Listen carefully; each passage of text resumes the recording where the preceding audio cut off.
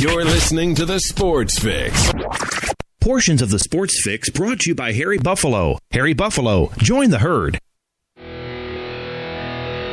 Sports Fix listeners, don't wait all day or all week to get in on the fun. The party doesn't stop when we go off the air all week long. The Sports Fix social media sites are your one-stop shop for all things Cleveland sports. Jump over to Facebook.com/TheSportsFix, Facebook.com/TheSportsFix, and become a fan today because we love fans and they create some of the best sports talk in town, Daddy. You'll enjoy talking to your fellow Cleveland sports fans on the Sports Fix fan page. And if Twitter's your thing, well, you know how we do it. Tweet with us at TheSportsFixCLE. It's that simple. Twitter.com/TheSportsFixCLE, baby. Chat live with the crew during all your favorite Cleveland sports events, tickets and contests and trivia and so much more. Get with us today, The Sports Fix on social media, Facebook.com/TheSportsFix. Tweet with us at TheSportsFixCLE. Join The Sports Fix on Facebook and Twitter today. Hi, I'm Hector Marinero. You're listening to The Sports Fix. Live in Ohio, it's time to get your fix. The Sports Fix.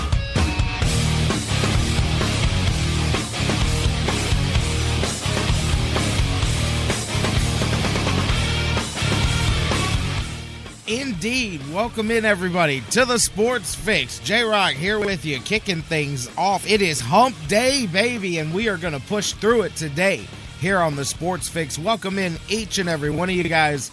Looking forward to getting things rocking and rolling today. As we've got a couple of different guests today. Very excited about what's on tap today here on the Sports Fix. And right off the bat, of course, there would be problems going on as I can see things kicking things off here. Apparently across a couple of our outlets right now. Let's see. There we go. Now everybody should be on the same page. Sorry for those of you that were able to hear the whole thing. It took a second. Apparently, across one of the outlets, the audio wasn't coming out. It's there now, and we are jamming. Welcome in to the Sports Fix. As I was saying there before I was so rudely distracted. Yes, I see the comments coming in. We're good to go. Welcome in. We've got a lot going on today. Not only do we got my man Dan Wismar here in the house today. Looking forward to talking with him. Of course, we're going to talk about, and here I go, yesterday, said some late night Tribe Live. Well, I said medium late night Tribe Live. Well, they made it up to me, to all of us, as they, of course, and when you go down, you got to go down historically, too, as they played the longest game in Chase Field history last night. We're going to talk some Indians. We're going to start off talking some Indians here in just a little bit, but we've got Dan Wismar. He's going to talk some Tribe with us, some Cavs, Buckeyes talk. Tell you what, set the stage for it yesterday and talking about and I've got some phone calls on tap. We got a message overnight and all of that from yesterday's show. A lot of feedback. We're going to get into all of that here as we talk Cavaliers, LeBron James, all of that. Several trades in the air. We're going to talk about that for the Cavs as they weigh their options tomorrow. But we kind of made some light yesterday of the situation with LeBron and bringing in a professional, and I'm pretty excited. Dr. Nicole Detling is going to join us here today. She is a sports psychologist, very well renowned, has worked with so many athletes and professionals, the Olympic team, a lot of different aspects, and I'm very excited to have her here. She's going to talk to us a little bit. We'll talk about her background and some of the things she's done, just in general, the pressures and the psychology that come at that highest level of sports. And then we're going to dive a bit into the psychology of the whole LeBron James, not just the psychology of a possible return to the city from the fan side, from LeBron's side, but just in general, the psychology that goes with being a scrutinized high-level athlete. And of course, we may even talk a little Johnny Football as well, because as we're talking about scrutinized high-level athletes, he would definitely fit in that category. Looking forward to it. Going to be a fun conversation. Looking forward to talking to each and every one of you guys, too, as we are on the air, locked and loaded. Welcome in to the Sports Fix. J-Rocc, Jerry Myers with you guys as we get things rolling. Welcome in, whether you're listening live on the sportsfix.net or perhaps you're listening on TuneIn and the TuneIn radio app worldwide, on Spreaker and Mixler as well. All the various places to listen live to the show. Welcome in.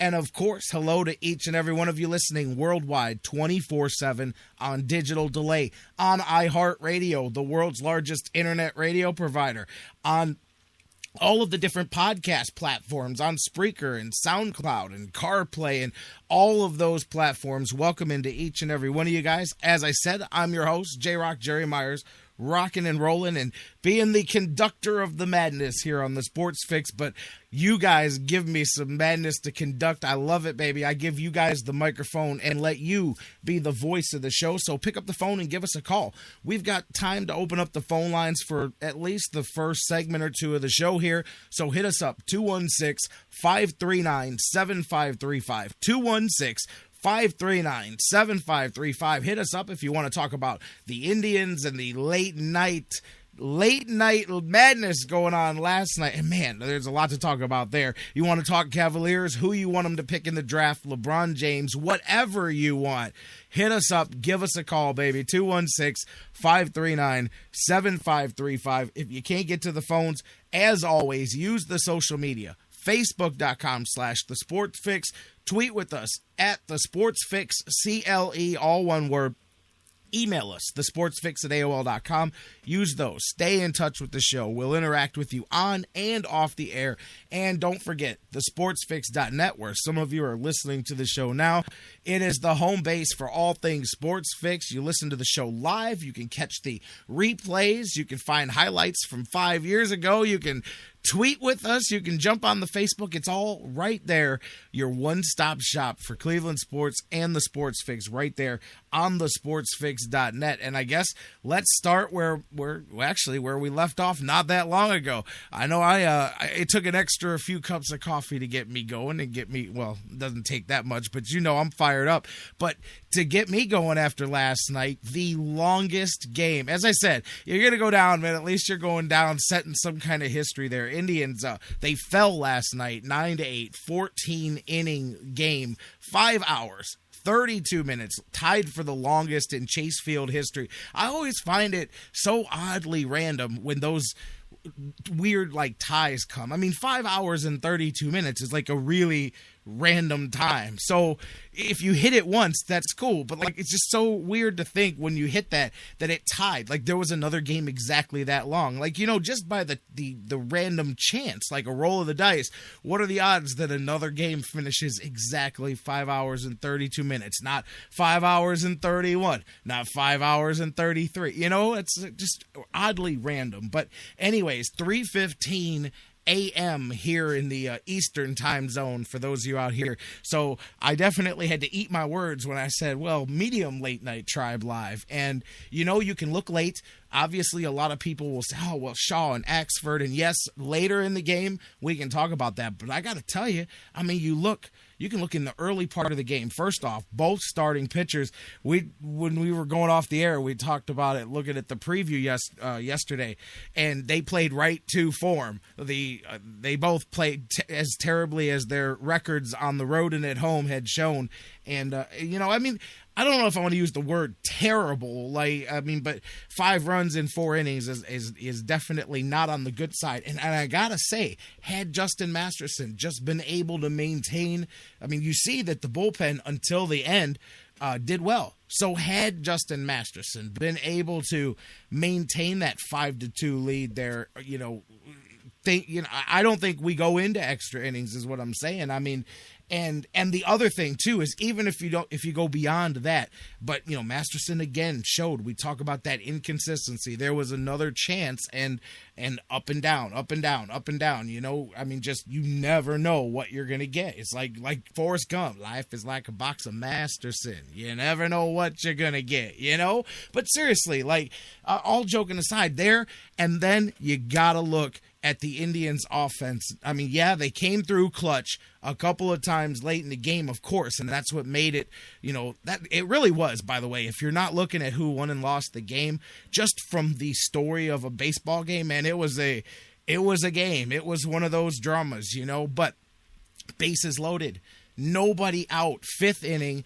Chance to bust the game open right there, and you get nothing across. And that hurt. That's going to hurt you anytime that happens. You know that. And that was big. I mean, what was it? It was 5-4 at that time because they scored to tie the game up in the bottom there. So, I mean, you had a chance to swing that game back after Arizona was scratching their way back against Masterson, and you don't do it. I mean, you cannot do that. But, at the same time, I mean, you're looking for good things to come out of the game. And, I mean, again, as I said, the end result, not what you want. But, I mean, the way the game plays itself out, the Indians scratched the run across to send the game into extra innings in the 9th inning as they continue to have problems there. Addison Reed, and we talked a little bit about his struggles yesterday, too. And then the Indians look like they're going to swipe it on the road and then give it back in the bottom of the 11th. I mean, as far as drama, you had stretches of well-pitched baseball for both teams, and then you had the moments that came through it. For a baseball game, it was a good one, and then, of course, it goes the wrong way for the Indians in the bottom of the 14th. I mean, you look at some of the 19 hits for Arizona, 2 errors, the Indians with 14 hits, 9-8. I mean, a lot of, and look at both bullpens, and both bullpens maxed out. Corey Kluber's up there at the plate, but look, Masterson and Miley both played right to the record, to the book of them, Miley gives you 83 pitches in 4 innings, gives up 5, almost identical, gives up 5 runs, 2 walks, 8 hits. Masterson, he gives up 4 hits, 5 runs, 4 innings, 7 hits, and 91 pitches through 4 innings, But look, Crockett, reasonable what he did, but, you look down across, too, Shaw and Axford, but Carrasco came through, held down another 2 innings, which continues to show for him that he's really getting comfortable, as we've talked about, in that role, But again, both bullpens going all the way through their bullpens. Both managers had to just love the way that one played out there. But at the end, it falls short. And yeah, the Indians lose 9-8 in a game that they definitely should have taken. But late night tribe baseball at its best there last night for sure. And looking at some of the bright spots for the Indians outside of the pitching, offensively, some guys had a tough night too. Michael Bourne 1 for 7, Asdrubal 0 for 6. The heart of the Indians lineup, though, Carlos Santana, continuing. 4 hits in 5 at-bats plus a couple of walks last night. Matter of fact, he jumped up his average, I believe, 12 points just in last night's game alone. He went from hitting like 202 to 214 when last night's game was over. Santana, good to see him. And we just talked about him yesterday, how the numbers kind of are just deceptive to the season that he's been having there. Jason Kipnis, good to see him. And there was one too, and I don't think you second guess getting gunned out there, trying to stretch that into the inside the park deal there. But that's what he does. The hustle. To me, you go and you try to make that play. I don't know that I'm second. Some people, but that's what Twitter's great for. Some people second guessing it. Lonnie Chisenhall. By the way, Lonnie Chisenhall right on the cusp of qualifying for the batting title there. I think within the next 3 or 4 games, perhaps he maybe 5 or 6, but it's coming down in the next week or so that he'll have enough at bats to officially lead the league in batting as he continues. Couple of hits there, 353 average for him, and so some bright spots there offensively. Especially Santana, Dr. Smooth, we talked about him yesterday, 1 for 5, but Santana's key, and that's why, man, as much as, and I know some of you, because I got some messages yesterday where they're like, yeah, man, I'm one of them guys that want to trade Santana like you were talking about, and I just can't, I'm not there, man. I believe there's too much upside in Carlos Santana, and I think a lot of people, that's like what we were talking about yesterday, fooled by that stretch. And I don't think Carlos Santana's fallen off anywhere. I just think he went through a really tough luck run, and the guy can hit, and he's gonna be he could hit last year, he could hit 5 years ago, he'll hit 5 years from now. Guys that can just intrinsically hit like that, it doesn't go away. It just sometimes you got to wait out like you saw there, and some of that too was his batting average against the balls in play too, because he just, even the ones he was putting in play, he wasn't making contact, but his swing was just off. And I knew that was odd because he was, I use terms like professional hitter, but that's kind of, what he is. And the swing, we all saw it, was just off. It was not there, and it's odd for a guy like that to get kinked up like that.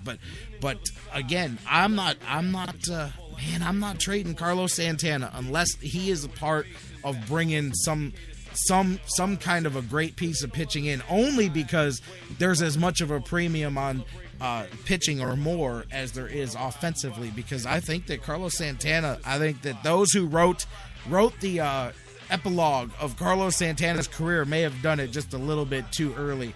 Not just a little bit, a lot too early. So, but anyways, Indians fall tonight. We'll talk a little bit more about this with Dan Wismar when he comes on. We'll preview the game. Corey Kluber taking the mound for the Indians as the one rock in that rotation that you can count on. Indians going for the split in the short series here before they head to Seattle. We'll talk a little bit more about that. I got to get the first break in the way. Phone lines are open, 216-539-7535. When we come back, talk a little Cavaliers basketball. I got some messages that came in. Matter of fact, I've got one that came in yesterday right after we went off the air. I'll play that, take your calls. We'll talk about the latest with the Cavs, the story out there. I'm not buying, but I'll talk to you guys about it, about Jabari Parker. I'm telling you, we'll talk about that in a minute. And Bruce in the chat room, I'm with you. That's what I'm saying.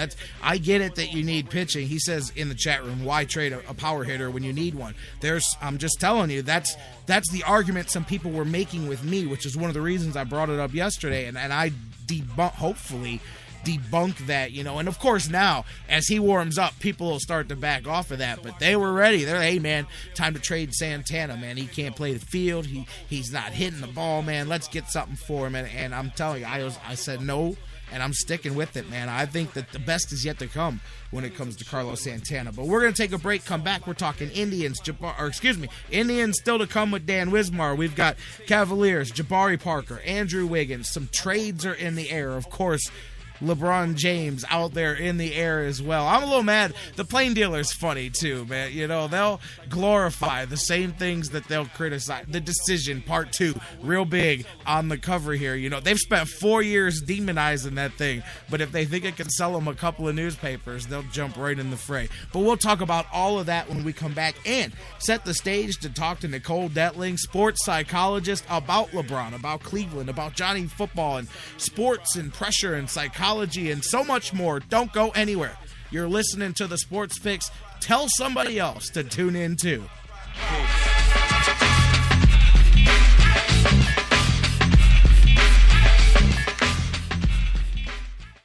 The Sports Fix, the show that asks the question, what you talking about, Lou? What you talking about, Lou? What you talking about? What you talking about? What you talking about, Lou?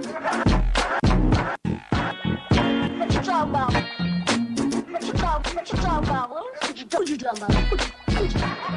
What you talking about, Lou? We'll be right back. Guys, want to take just a second as we head into this break and remind you about the official business printing source of the Sports Fix, our friends at Signs and Ship. Signs and Ship, I'm telling you, Chris and Pam, they've taken care of me since day one, and they can do the same for you. Whether you're a small business that's already been established and you're looking to grow to that next level and expand your business, or perhaps you've got an idea that you just know is going to be a great business and you need to figure out how to brand it and how to promote it and put it out there, Signs and Ship is the place for you. If you need a logo, they can create one for you. They have a fantastic graphic designer.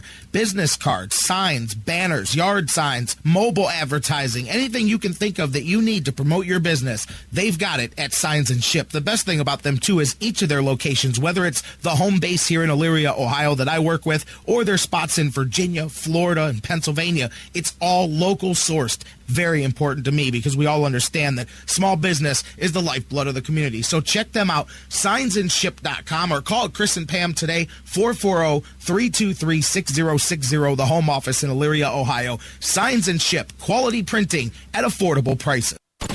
It's an addiction. The Sports Fix. We'll be right back. Indians fans, GV Art and Design has unleashed their new baseball collection. This summer, you've got to have one of the hottest baseball shirts available. Indians themes, GV Art has them covered from top to bottom. Chief Wahoo, keep the Chief, one of the hottest sellers going today. GV Artwork, knocking it out of the park, teaming up with Michael Brantley to create a custom Dr. Smooth t-shirt, bringing back an old classic. GV Artwork, bringing out the wild thing. Give them the heater design. The Cleveland That I Glove collection continues to grow. New designs for women and so much more. GVArtwork.com, bringing it full force to the plate for baseball season this year. Whether you check them out online, GVArtwork.com, use the sales code FIX10, FIX10 to save 10% on your total purchase. Whether you go to their store in Lakewood, check them out at the Cleveland Indians team shops around Progressive Field and so much more. GV Art and Design. It's not just a shirt, it's a statement. The Sports Fix is on iHeartRadio. Download the free iHeart app today. Subscribe to the show and get your fix. In baseball, miracles can happen when a team works together. 2 out, bottom of the ninth, down to their last strike. The same is true in the fight against cancer. That's why MLB has teamed up with Stand Up to Cancer. Because we believe that when we all stand up together, 41,000 on their feet, we can make cancer history. Now everybody's standing. What a buzz in this building. This is beyond a dream. Stand up with MLB at standuptocancer.org. You're listening to the Sports Fix. Come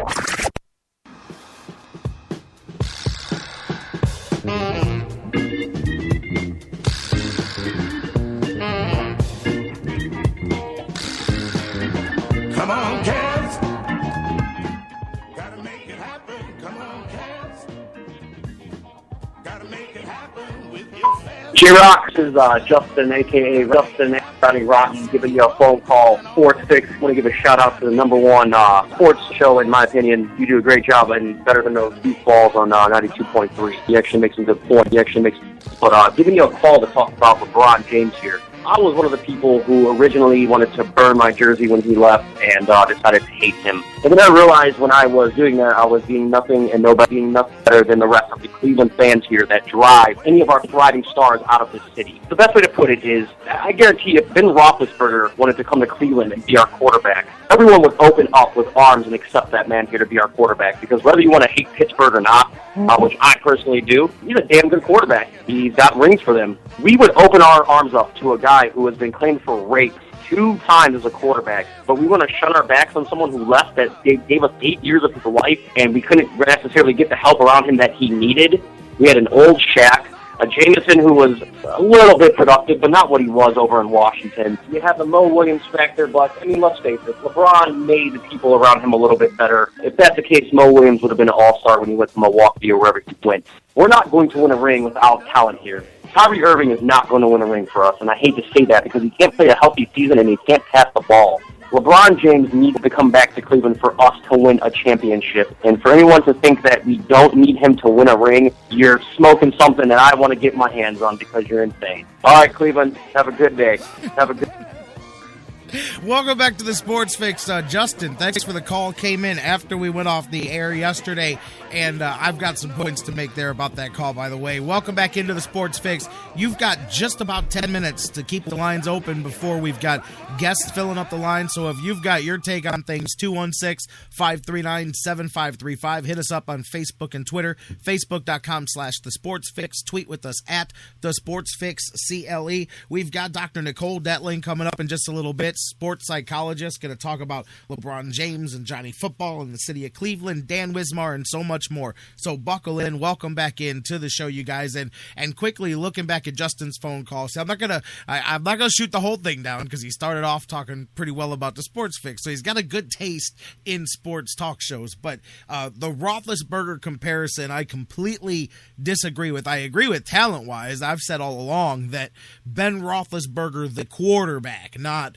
that. But Ben Roethlisberger, the quarterback, of course, Cleveland would love to have him for the way he plays the game. Now, with the Off the field stuff, I disagree, and I think the Browns fans, I know you could say, well, they're desperate for a winner, and everybody can say that, but I really don't believe that would go over well because of what he's known as. But on the field, I agree. But I know a lot of Browns fans. I saw Charles in the chat room say it, but I mean, I know that I'm not just talking about a handful. I know a lot of Browns fans that would actually be against that, just because there's off the field reasons too. But I get the point that he's making, and some of the LeBron people. I said yesterday, and he came through and admitted there that that he kind of came to the realization and has been on that LeBron train for a few years. And remember, I was talking about this yesterday. I said, man, that's cool. Like, I'm with the people that are up front all along about where they're at with things. It's cool. That's the fun part of everybody having their opinions and their sides and their beliefs.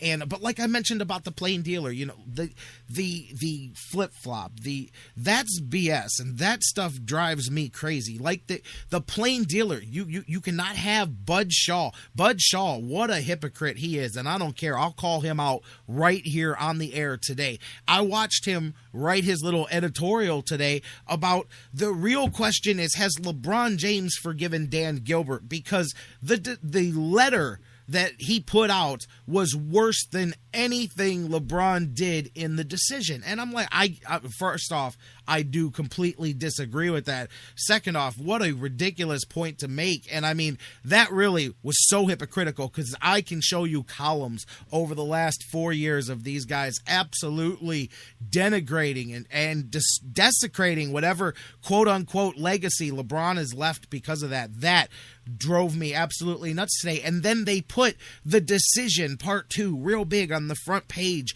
You cannot glorify the same thing that you vilified, and that is wrong. That is wrong. That is an attempt to make money, to curry favor. Maybe you feel that the winds of change are turning and LeBron is going to come to Cleveland, so you want to be able to get that exclusive interview or get access to the one-on-ones during the All-Star break. I don't know, but that is hypocritical to the max. And you guys know that I don't blast things unilaterally. I like things about the plain dealer. There's certain articles I read, I'll come on here and tell you I like. So I'm not just completely for or completely against something. I can see shades of gray and not just black and white. But that is blatant hypocrisy there today, and that really makes me mad. And especially, like I said, Bud Shaw, and seeing some of the things that these guys have specifically written, and now they are turning as fast as possible.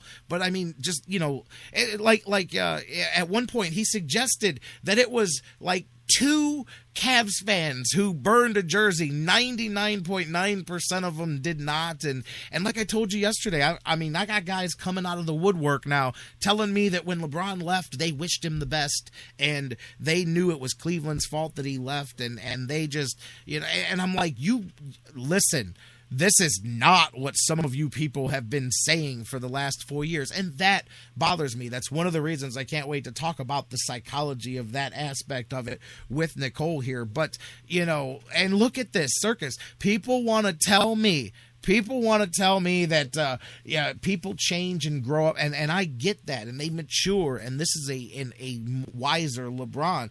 But look at the circus going on. Look at what's manifesting here. Look at the bring me your riches, and I will see which one that I want to, robe myself in. And I'm being comical, but at the same time, it's a very similar thing. Might be missing the television display, but that's the only difference here. And that's opening up Pandora's box there. But hey, each of you have your own opinion on that, and I didn't even want to dive into that because I want to talk about some of the Cavs stuff that is going on that's tangible right now, because that's next week's news story. But what's going on right now is the draft coming up tomorrow, and I want to debunk something, and this is just me, but I've never met Jabari Parker. I have not had the chance to talk to him during this process here, but these stories that are out about how he supposedly tanked his workout with the Cavs. Now, I get that he made the statements about feeling that he fits in better elsewhere, but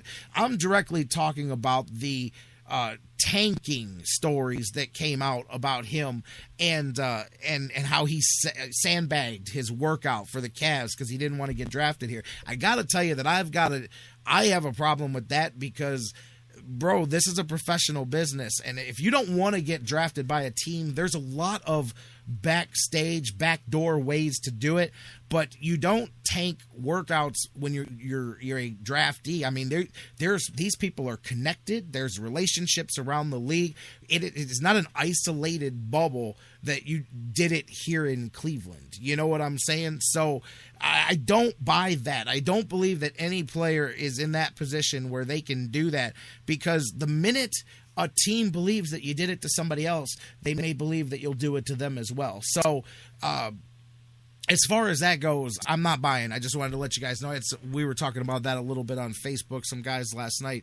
I'm not buying that. Now, whether he wants to play here or not, that's a different story. But a guy does not tank the interview on purpose and the workout on purpose because he doesn't want to play somewhere. There's plenty of other maneuvers that a guy can do when it comes to that, and so I'm not buying there at all. But Parker, Wiggins, and I gotta tell you, I keep looking, and I know everybody says Jabari Parker's more NBA ready. If the Cavs make the pick there, man, I've had so many people make arguments both ways. I'm like, man, but a lot of Wiggins, a lot of people swinging me in the Wiggins direction. So I think, if the Cavs go, that may be the pick they make, but they may also be lulled into Jabari Parker being more NBA ready. But defensively, I mean, I know they got rid of Mike Brown, but Dan Gilbert's still big on the defensive deal, and I don't know that he wants to go that far back in that direction, but I guess that'll all be seen. I don't know that they make a pick at all. Latest update, and then we'll get to the break here. I'm looking forward to my next segment, but there's at least 3 slightly decent trade offers out. The Orlando one that came in yesterday, really intriguing, and word is that the Cavaliers are really mulling that one over, and that one would have Orlando sending Aaron Aflalo and the 4 and 12 picks to the Cavs in exchange for number 1. As a matter of fact, all 3 of these offers would still keep the Cavs in the top 5 of the draft and add a veteran established talent to it. That one, I gotta tell you, Aflalo's got some talent. I think that he could be a good piece in David Blatt and what he's gonna do. And you get 4 and 12, and I know there's some guys that the Cavs are interested in there. So there's the offer that I believe the Cavs are really the most interested in right now. There's some people surprised that the Cavs haven't jumped on that one already, because that is, if you're not convinced that Parker or Wiggins are that I don't want to use the LeBron term, but that next guy, if you're not convinced of that, then that's a pretty decent trade to consider. To me, I don't know. I think that there's how many years have we been talking about how deep this draft here coming up and these guys that are coming in? So you got to consider, that maybe sticking with it may be the way to go. And if Wiggins, grows into what people think he is and what offensively he already is, that's intriguing there too. But some of the other ones, we talked about Philly with Thaddeus Young and then flip-flopping the 1 and the 3 pick with the Cavaliers. And then Utah's jumped in the game too. A couple of different combinations that would basically drop us down to number 5. Derek Favors would be thrown in, which, hey, that's a guy that's I think you can definitely get some use out of here and is a good piece to have, no doubt. And there was some other parts, maybe flip-flopping a point guard for Jared Jack in that trade, or adding another draft pick, another one of Utah's draft picks there. But those are the ones that are out there right now, and I expect them to wait up until, pretty much as they say, up until bell time before they make a decision on that. But the Aflalo one, again, that's the Magic deal. That is the one that is the most intriguing to the Cavaliers, and as of right now, definitely one that they're considering. So I would say, to be totally honest, it's 50-50 at this point, whether the Cavs make the pick or trade out of it. And, as you see, the week started with that Thaddeus Young offer out there. These offers have already gotten better in the next few days. Now, Part of me says that they're going to continue to get better. The other part of me says that if everybody wants Andrew Wiggins, then maybe there's a reason for that, and maybe you outsmart yourself like these teams do sometimes when you come to trade. Now, we're going to talk more about this. We're going to shift it, though. LeBron, we've been talking about that. We're going to get on the couch. We're going to take a break, get you the news when we come back. This is going to be a good one. We've got first time on the show, Dr. Nicole Detling here from Northeast Ohio here. Going to talk a little bit about her background in sports psychology, talk some LeBron James, perhaps coming home, perhaps not. Forgiveness. What does that word mean? High-level sports pressure, all of that, Johnny Football and more. Going to be a good time coming up next. Don't go anywhere after the news here on the Sports Fix. I heard all the people saying, get down on it. Come on and get down on it. If you really want it, get down on it. You gotta feel it. Get down on it. And now, a very special announcement from the Sports Fix. Black bears weigh between 200 and 500 pounds. Brown bears weigh between 300 and over 1,000 pounds. Black bears run away from you. Brown bears run at you. When attacked by a bear, simply lie still on the ground and cover your face and head with your hands. When the bear is finished batting you around and mauling you, contact the U.S. Forest Service. And that was a message from the Sports Fix. Hey guys, before we go to the break, I want to talk to you a little bit again about our good friends at Harry Buffalo North Olmsted. Of course, you know during Brown season, we're there each and every week. What a fun time it was last year. But not just that, so many more reasons for you to check out the Harry Buffalo today. The UFC, the Ultimate Fighting Championships, some of the hottest fights in the world today. Each and every one of their huge events. Harry Buffalo is one of the few places in Northeast Ohio you can go there and watch each and every UFC fight at the Harry Buffalo. And let me tell you, I've been there. The people are out the door. They are to the rafters. It is one of the craziest environments for some UFC fights. Wing Mondays, they've got great deals on wings and drinks, and every day of the week there's a different special, a different deal. And don't forget the Bison Burger, the unbelievable. It is the combination of a fantastic burger and eating healthy combined into one unbelievable sandwich. You have got to get a Bison Burger while you're there. So whatever you're looking for, whatever day of the week, Monday through Friday, Saturday, Sundays, there's something for you at the Harry Buffalo North Olmsted, just outside Great Northern Mall. Check them out today. Harry Buffalo, join the herd. Hey, this is Scott Fujita, and you're listening to the Sports Fix. Business owners and professionals, do you want to take your business, your product, your team, your event to the next level? You want to advertise right here with the Sports Fix. Our listeners are among the most loyal listeners, terrestrial or internet. The Sports Fix universe is not only the radio show, but tens of thousands of fans on Facebook and Twitter. Email me, Jerry Myers, thesportsfix@AOL.com. That's thesportsfix@AOL.com. And let me help you swing for the fences and hit it out of the park right here on the Sports Fix. Sports Fix listeners, do you tweet? So do we. So tweet with us 24/7 at the Sports Fix CLE.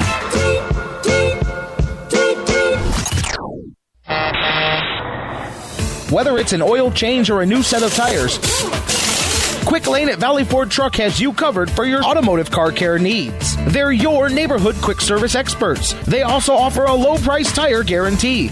Choose from 13 brands, and if you find the same tires at a lower price within 30 days, Quick Lane at Valley Ford will refund the difference. They're open late Monday through Thursday until 9 p.m. and open early Saturday so you can check it off your to-do list and get on with your day. They also have a newly remodeled service lounge and additional service bay just for Quick Lane oil changes. Quick Lane at Valley Ford Truck is located at 5715 Canal Road, right under the 480 bridge in Valley View, just down the road from Independence. 5715 Canal Road, right under the 480 bridge in Valley View, just down the road from Independence. Come see why life is better in the Quick Lane. QuickLane.com/Valley Ford Truck. That's QuickLane.com/Valley Ford Truck. News break. Good morning, I'm Bob Picozzi. With only one day remaining for the NBA draft, the Cavaliers' ownership and front office are torn between selecting Jabari Parker or Andrew Wiggins with the first pick. This, according to ESPN's Chad Ford and Jeff Goodman this morning. Cleveland is also interested in signing LeBron James now that he has officially opted out of his contract. ESPN NBA analyst Jeff Van Gundy says it sure is nice to have choices. If he does want to leave, which I don't see that happening, but if he does, he can dictate basically where he goes. He doesn't have to limit himself to cap space because every team would make the necessary moves to incorporate him into the roster. Heat President Pat Riley says he looks forward to sitting down with LeBron to discuss signing him to a new deal. The World Cup, Argentina can finish first in Group F with a win or a tie today against Nigeria. 11:30 a.m. Eastern Time on ESPN. Bosnia-Herzegovina will meet Iran at 11:30 a.m. on ESPN2. Both matches on some of these ESPN radio stations. Second round today at Wimbledon, now live on ESPN. Third-seeded Andy Murray defeated Blas Roya 6-1, 6-1, 6-love. Sports Center on ESPN Radio is brought to you by the full juicy flavor of Johnsonville sausage. Visit johnsonville.com for affordable recipes perfect for game time or anytime. It's $19.45. Now, back to the Sports Fix.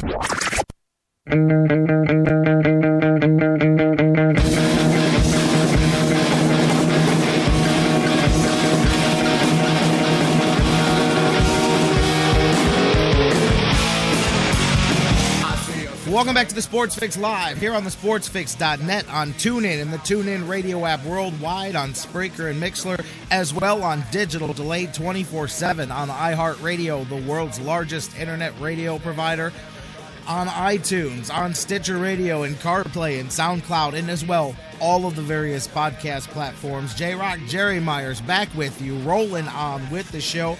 And I'm very excited to get to my next guest here, first time on the show. And like I said, I had to bring a professional in on this thing because the whole conundrum going on. And as you heard, I mean, we get phone calls, one person will call in one way and the next one, as we heard in the last segment, totally different.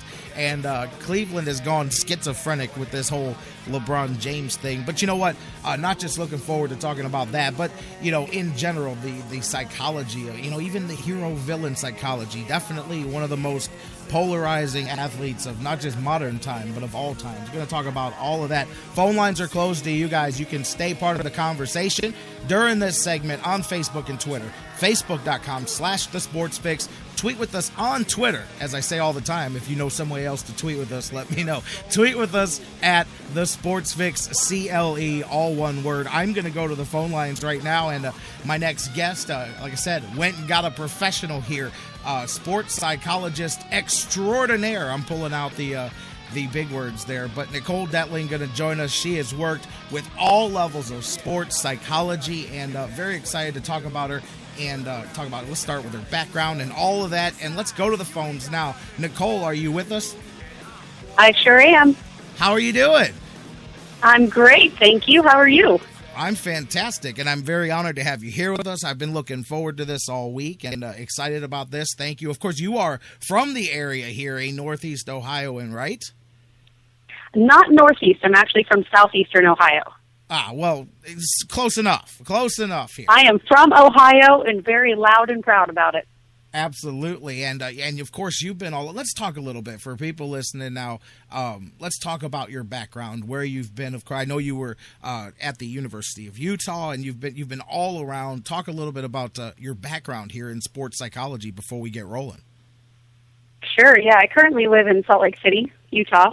I've worked with athletes for about 16 years now in private practice, and I've been, as you said, all over the United States, all over the world.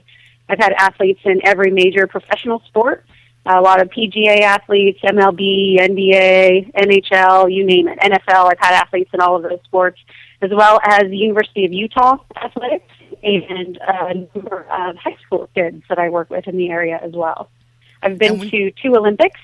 So I was just in Sochi 2014 with the United States ski team, and I was in Vancouver 2010 with the U.S. speed skating team.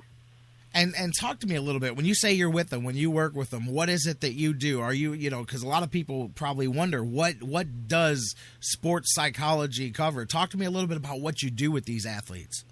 Yes, thank you for that question, because I think there's a big misnomer about who we are and what we do. There's actually 2 different branches in the field, and I'm of the branch where I'm not a clinical licensed psychologist. In fact, I often tell people I'm not a shrink, I'm a stretch. I'm not going to shrink your problems, I'm going to stretch your mind. My view is I'm basically a mental coach. So anything mental that can affect any kind of a performance. I predominantly work in sports, but I have a number of business professionals I work with, medical professionals, dancers, musicians, you name it. But essentially what I do is I do mental skills training for performance enhancement. So whether it's confidence, concentration, composure, letting go of mistakes, that kind of stuff, anything mental that you can think of that's going to affect your performance, I work on mental toughness skills, essentially. Wow, that covers a lot of ground there too. And it does. It's gotta have some exciting, interesting experiences for you too. As you say, you've been all over. I'm sure that you've probably had some interesting stories along the way with that. Oh, you better believe it. So then off the air, we'll have a beer, and I'll tell you some great stories. I bet. I'll tell you what. Well, I'm very glad to have you here with us. And as I said, I was joking yesterday, setting this whole thing up. I said I gotta bring in a professional here because obviously LeBron James and in the area. And you know what? I'm curious, I guess, just to kind of set a base here with you being from Ohio. What are your thoughts in general on LeBron, on him, the way he left and where he stands in the sports world? As I said, outside of just the Cleveland thing, clearly one of, if not the most polarizing athletes of all time, especially when you compare his accomplishments to the way people view them. A very, very interesting test subject, I guess would be a way to say. Very interesting when you talk about LeBron James. Oh, you better believe it. And that's, I think, polarizing is probably, if you had to describe him in one word, that's what it is in terms of how the fans feel about him anyway. They either love him or you hate him, or maybe you love to hate him. One of those three. I'm not quite sure. But everyone seems to be on one of those spectrums with him. You know, it's interesting because I think back to why do people hate him? Why do people in Cleveland, why do people in Ohio hate him? And they always talk about the way he left, right?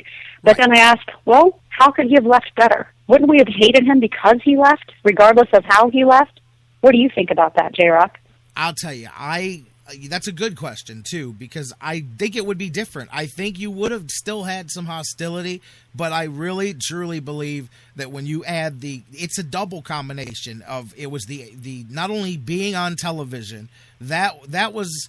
here's what I tell people. They say, well, what would you have done if you were LeBron? What could he have done differently? And I say, if he had done just one thing differently, he still would have had some hostility for leaving.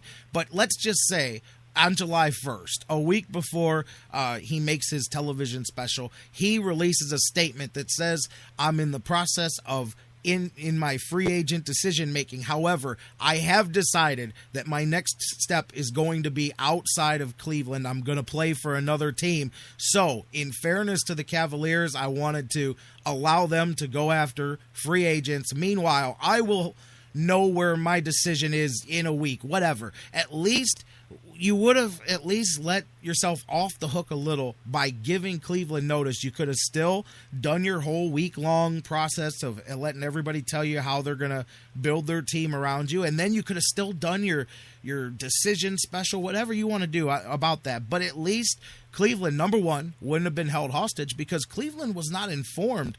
Dan Gilbert was called 5 seconds before LeBron made the announcement on television. Now, I'm sure he was smart enough to figure things out a day or two in advance, but he did not tell the organization until 5 seconds before he told the world on national TV. That was one thing that makes it different than just him leaving. And then you add gas when a few days later they held their, WWE-style press conference with the smoke and the mirrors and we're going to win 18 championships and the games are going to be easy. Then they just made themselves public enemy number one.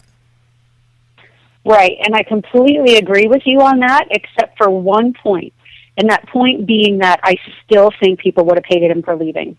Maybe not as many, but I still think he would have received criticism for doing it that way as well. You're never going to please everyone, and there's probably things that happen that we don't know about. There are probably things behind closed doors that no one is going to know about, and I want to give him a little bit of slack. I want to say that maybe I don't think he had poor intentions. I don't think he was trying to screw Cleveland, especially the fans, especially the people who loved him. I don't think those were his intentions.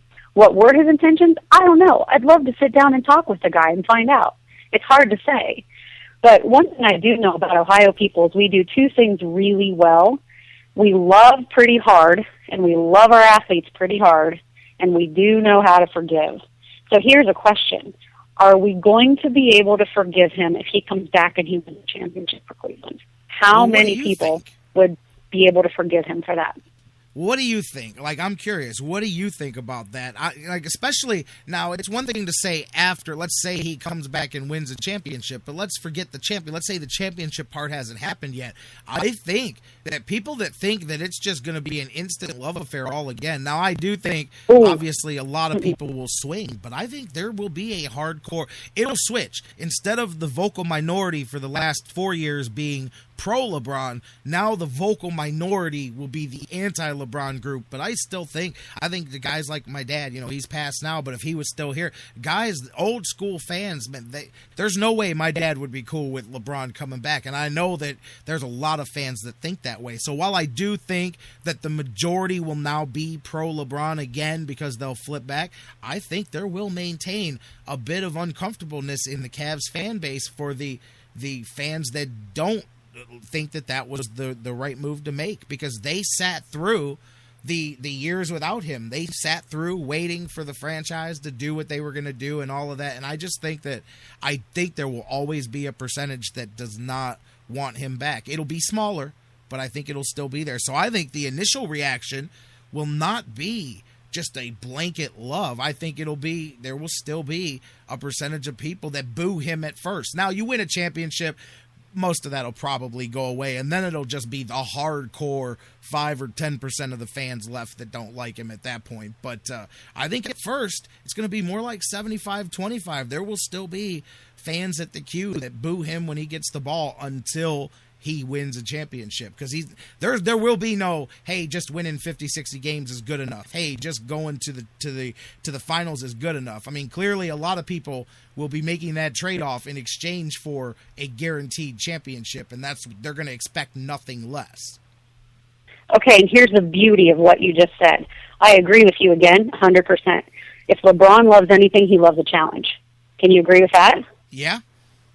He loves a challenge. He loves to be challenged. He loves to step up, to rise to the occasion.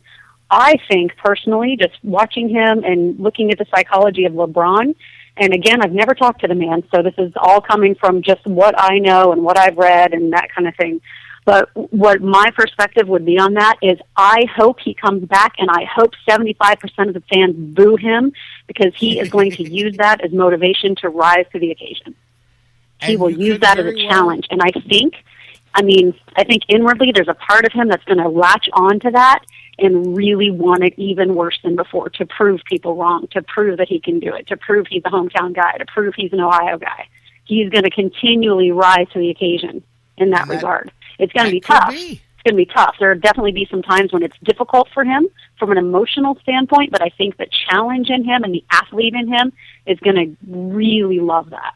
See, but part of me partly disagrees with you. I do believe that all athletes at that level have some competitiveness, but that's what I've always questioned about LeBron. I believe it's why he left Cleveland. I believe it's why, if he does leave Miami, I believe it's the same reason why, because I think he lacks that fifth gear when the going gets tough. I do think he likes a challenge, but I believe that he's of that generation, and the decisions that he's made, I think, bear that out, that I'm not saying he backs right away, but when he thinks he's in a fight he can't win, he backs out and looks for a way to restack the fight. That's kind of the way I see him. That's always been one of my biggest things about him. And you brought up a challenge, though. Here's a friend of mine showed this to me yesterday. I don't know if any of you guys out there saw it, but there's an Instagram photo from LeBron and John Manziel, and I think Drake might have been in it because he's in all their pictures. But I hit the trifecta, by the way. I don't care too much for Johnny Football, don't like LeBron, and I don't like Drake either. So none of them work for me. But anyways, there was a photo, and I guess one of the hashtags that LeBron put on the photo was "I promise," and I guess the I don't want to say the Instagram universe was speculating that he was referring to his promise to win a championship for Cleveland. I'm like, man, that's stretching pretty far to read into that one. But What do you think? Bringing up John Manziel, that's another one here while I've got you on. Those two friends segues one right into the other. Cleveland has gotten a glimpse of the whole package there when it comes to him. What are your thoughts on him, seeing him early on, the good and the bad of what you've seen? Oh, boy. Well, I agree with you. I'm not a fan of Johnny Football at all. I think, unfortunately, he's very entitled. I think there's a lot of hubris going on, and unfortunately that hubris was garnered at Texas A&M with the whole autograph thing, right? I mean, he just got a slap on the wrist, basically, so you don't get to start in the next game. I mean, really? What kind of a punishment is that? Thanks, NCAA, for that. That was great. But from the psychology of that, I mean, what he's doing, his weekend escapades, all that kind of stuff, that's pretty normal for a 21-year-old who just got signed, who just got, all this money that he never had before. The problem is we now have smartphones. We now have social media. You can't do anything privately anymore. My main concern about Johnny Football is getting his teammates to rally around him. And what he's doing right now is not helping his situation at all. He may be a phenomenal football player. First couple of games in the NFL, he's going to have his butt, I don't know what words I can use here, so I'll just say his butt handed to him. And we'll see if he is able to rise to the occasion after that. I think, unfortunately, he has just been handed a huge piece of pie, and he is going to town with it. And I'm concerned for what that's going to mean going forward for him and for Cleveland. Everybody's an individual case, and maybe you don't have an answer for this question here, but I'm sure you've probably, over your years, seen other athletes with similar, I guess, kind of similar makeup like that, like what you just described with that attitude. What percentage of them have you seen turn that around? How hard is it for somebody with some of those character traits to turn it around? What is it, 50-50? I mean, is it just kind of in general when you see, I mean, is it just a toss-up, or is it more likely than not that it's going to take some really serious turning around for him, because this is who he is and his personality, and people's personalities don't really change that much. So the only way he's going to turn around is if he's forced to. And he's forced to fit into some kind of a box that he doesn't necessarily want to fit in, but he understands that if he's going to maintain status within this team, within the NFL, within whatever it may be, he's going to have to do these things. That is the only way you're going to rein him in. And honestly, the best people to do that are his teammates. I mean, this guy needs teammates to pull him aside and say, look, dude, this isn't about you anymore. It's about us. And we are not okay with what you're doing. And honestly, that's, from my perspective, that's the only chance he has. At this point, you ask me for a percentage. With 16 years of practice behind me, I would say I've seen this very similar case many, many, many times. Maybe 5% turn it around, maybe 10%. And again, I'm only speaking from my personal experience on that level, which is why my concern for Cleveland and for him and for this team going forward is a bit high. I'm just not quite sure that he's going to be able to put it together. His college teammates are talking about, they're all over the internet talking about, well, he can really gain attention and he can instill a lot of pride and confidence in the locker room and whatnot. And I'm thinking, yeah, that's at college, man. This is a whole different game once you get to the NFL. And guys in the NFL don't give as much leeway as guys in college are going to do. It's just not the way it works. And I don't think he's learned that lesson yet.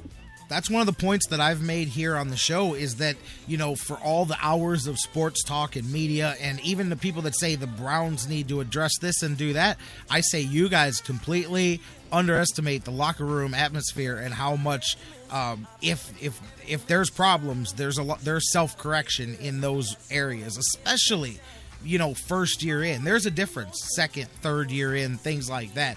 And I do think that there will be some of that, and plus, at the end of the day, I tell people, man, I say, if he's as competitive as people think he is, and that's what I wonder when he's truly tested where he'll come out. And I wonder if he's got that heart, like we said, to rise to a challenge, because if he does, then he will, because he's going to find out real quick. I believe that there's a lot of people, I'd say 50% of the Browns fans believe that he's walking into camp and walking out with that starting quarterback job. And I believe that's not true. If that's not true, I hope that something like that, he's one of that 10%, like you said, that sits down and says, why the hell did I not beat this guy who I'm faster than, I throw better, whatever his confidence tells him, I'm better in this way and that way, and yet I didn't beat him out. And then you go, man, well, maybe if I do this, that's how guys grow. And I'm just hoping, but that's why I think training camp will be an eye-opening experience for him. And I think that people that think it won't be are wrong. People that go, well, he's used to it. He's Johnny Football. He's had the spotlight. He's not used to the NFL. He's not used to grown, well-paid men who could care less what you did on Saturdays for a couple of years, Yeah, exactly. And I think right now if we talk about commitment levels, he's committed to himself. And if he wants to go further in this league and he wants to do what he's physically capable of doing, he needs to change that commitment to his team and really rise to the occasion for the team, not for himself. You see the stuff he's talking about in the media, and I don't care what people say, and I don't care what people think about me. I'm going to do what I want to do. That's not a team player. That's an individual player. That's a guy who's out there for him, and he's going to learn real fast that he's going to have to be out there for the team, or the team is going to take him out.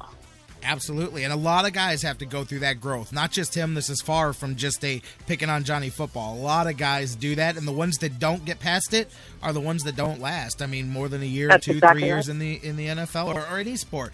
I'll tell you what, Nicole, I know we've got a window here and got to go. I'd love to talk to you again, especially not just about the professional sports, but I know you apply a lot of this in your practice to the everyday person and practices and principles that you can use to achieve in your life, in your career, all of that. Yeah, that's exactly right. I argue all the time that everything we do every day is a performance. Now, what you're doing right now is a performance. What I'm doing right now is a performance. Driving to work, parenting, whatever you call it, we have to perform every day. And a lot of the skills that I teach are performance enhancement, regardless of what that performance may be. Well, let's schedule something. You and I definitely need to get you back on the show. How can people in the meantime talk to you? I know you've got your website is headstrongconsulting.com, and then you're on Twitter at headstrongdoc, right? Yep, that's right. At headstrongdoc or my website, headstrongconsulting.com, are the best places to find me. Excellent. And I look forward most definitely to having you back on the show and continuing this conversation. I think we can have a lot of fun, so I would love to have you join us again in the future. Sounds great. I would love to. Thanks for having me on today. Thanks for being here, Nicole. Enjoy the rest of your day. Thank you so much for being here. All right, one left. OH. I-O, baby. I love it. You're definitely coming back now for sure. All right, have a great one. All right, you too. Excellent way to end that, baby. OHIO. Dr. Nicole Detling, and definitely a great conversation. Sports psychologist, and looking forward to having her back on the Sports Fix. Good conversation there, talking a little bit about LeBron, a little bit about Johnny Football, a little bit about the Cleveland sports psyche. We're going to take a break. When we come back, we'll probably pick this up, talk some Indians, who knows what else in the menagerie that is my Wednesday conversation with Dan Wismar. Coming up next here on the Sports Fix. Having fun, baby. Hour 2. She is Bad Mama Jamma, too.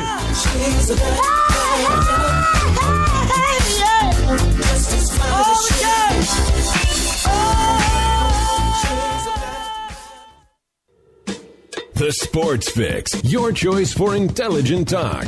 That was wonderful. Bravo! I loved that. Oh, it was great. Intelligent talk. Well, it was pretty good. Well, it wasn't bad. Well, there were parts of it that weren't very good, though. It could have been a lot better. I didn't really like it. These guys must be on the wrong station. It was pretty terrible. It was bad. It was awful. It was terrible. Get him away. Hey, boo! Boo! The Sports Fix.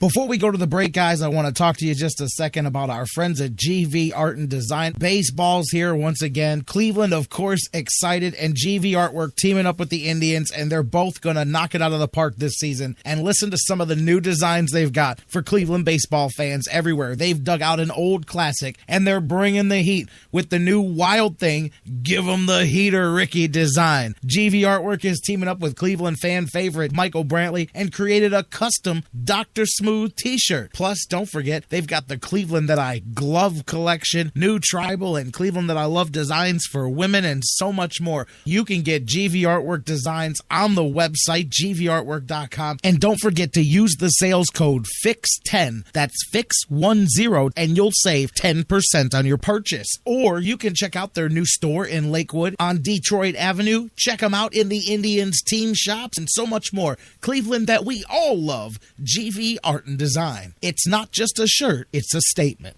It's the Sports Fix. We'll be right back. No football? No problem at Harry Buffalo North Olmsted. The excitement never stops. Every day of the week brings a different set of food and amazing drink specials. And now,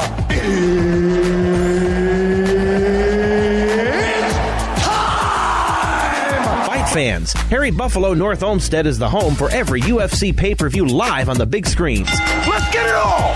And let's not forget their mouth-watering trademark, the Bison Burger. They sure are good. Nobody does bison like Harry Buffalo. The perfect combination of healthy and delicious. Hey there, eat up, y'all. You this good church-going folk. Y'all deserve a little treat. What are you waiting for? Get to Harry Buffalo, just outside Great Northern Mall today.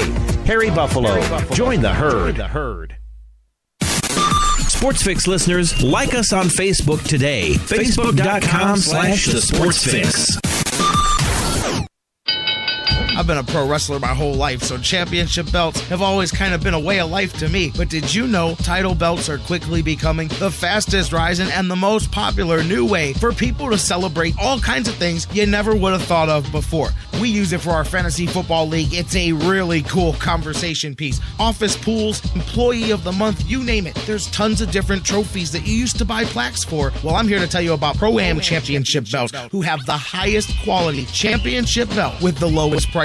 Stock belts on hand that they can customize for as low as $30. Any occasion, celebrations, awards, championships, fantasy leagues, gifts, plus wrestling, mixed martial arts, boxing.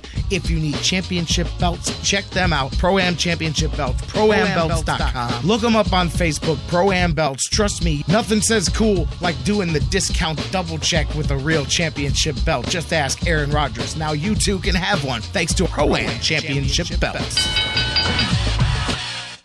Hey, you guys are rocking with Reggie Germany, former wide receiver of the Buffalo Bills and Ohio State Buckeye. You're rocking with the Sports Fix.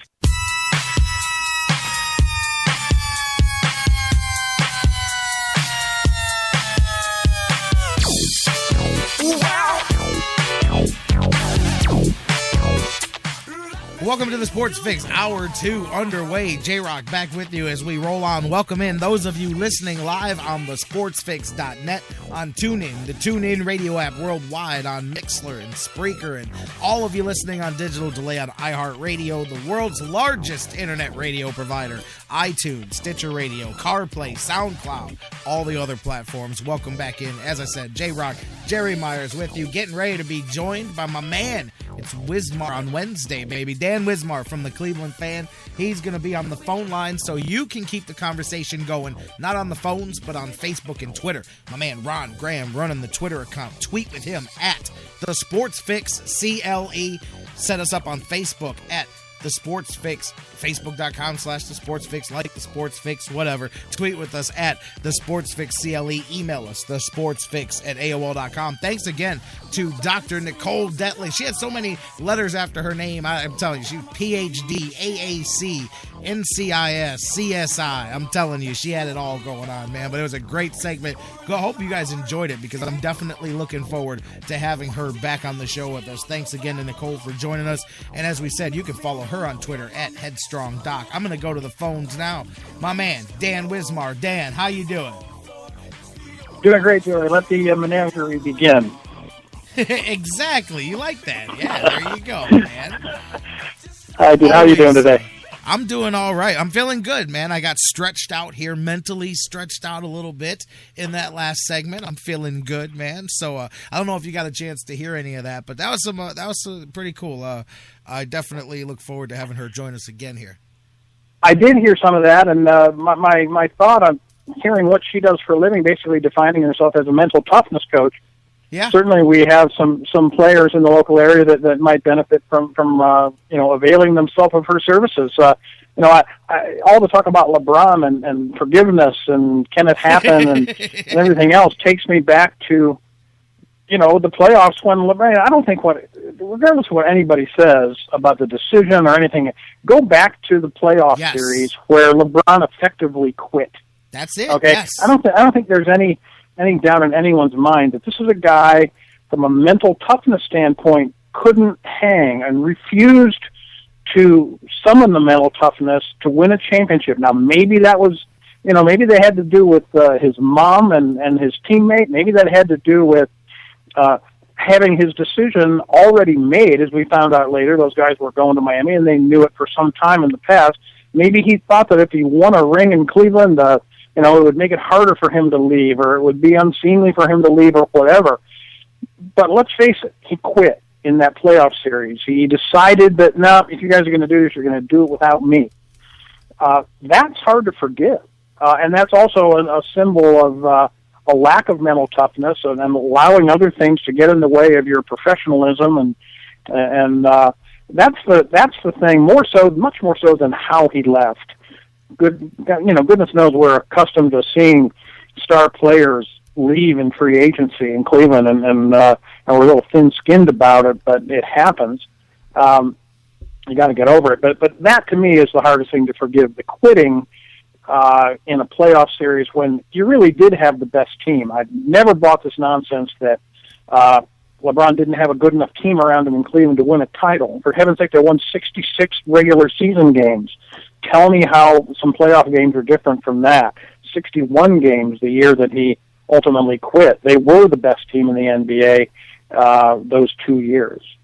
See, and that you're absolutely right. I kept it moving there because I had a limited window there. That was the other thing I didn't even touch, but I 100% agree with you there. So many people look past the fact that he did not just quit in Game 5. He quit in that series. He did not try the whole thing. I'll tell you what, I don't always agree with everything he says, but Bob Franz was on TV last night. I don't even remember what channel I saw him on, but he was point on, very similar to what we're talking about right now, and he was strong. He went so far as to say you could accuse LeBron of fraud in that series because of how many people, businesses, how many millions were affected by the way that thing went down and ended, and then everything after. And I'll tell you, you can make arguments that there was no intention for the Cavaliers to win that series at all, and I will argue that with anybody myself. I've always said if the Cavaliers win, then Operation South Beach cannot go down the way it went down. And it, just like people said about this year in Miami, said if they would have won, it would have been harder for them to split that team up and break that team up, but if they don't, then it's much easier. And the same thing here, I've always felt that it's much easier to stand in front of Jim Gray and say, I can't win a championship in Cleveland, than to say, I'm leaving even though I just won a championship in Cleveland. Yeah, that's true. I fully agree that it would have been more difficult for him to leave both places on the heels of winning a ring. I think that's just the way it is. If it ain't broke, don't fix it. And I think that, LeBron seems to be obsessed with the Michael Jordan comparison. A guy that basically won all of his rings in one place. And if that streak had reached 3 straight, I think the momentum would have been irresistible to stay in Miami and to keep that streak going, to see if he could match Jordan.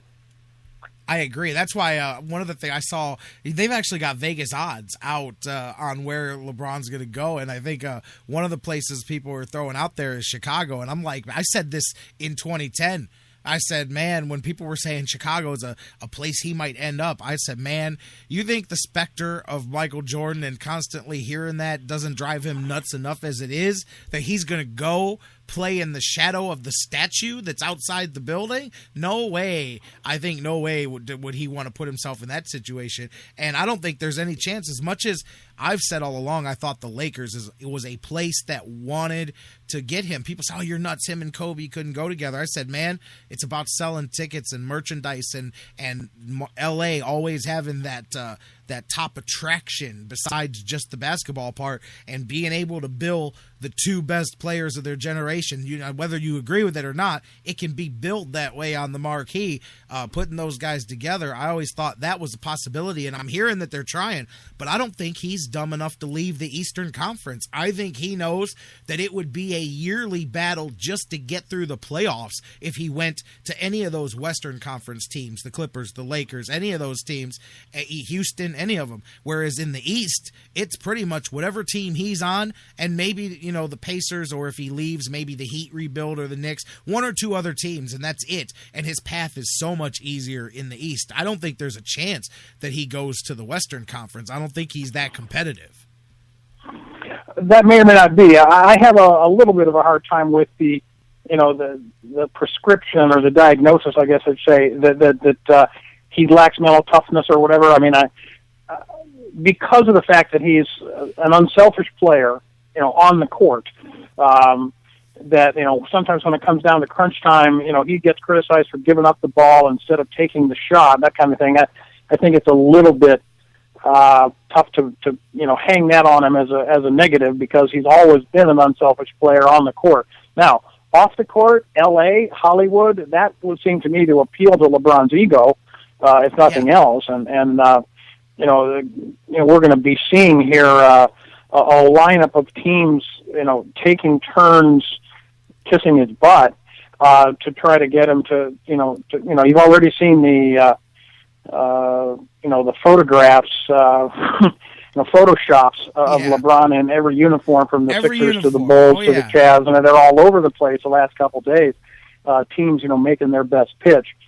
So the LeBron's ego would be satisfied by the Hollywood treatment, you might say, out in L.A. But I think you're right that the competitiveness of East versus West, those things are cyclical too. Certainly the West is dominant right now, but that can change in a matter of a few years.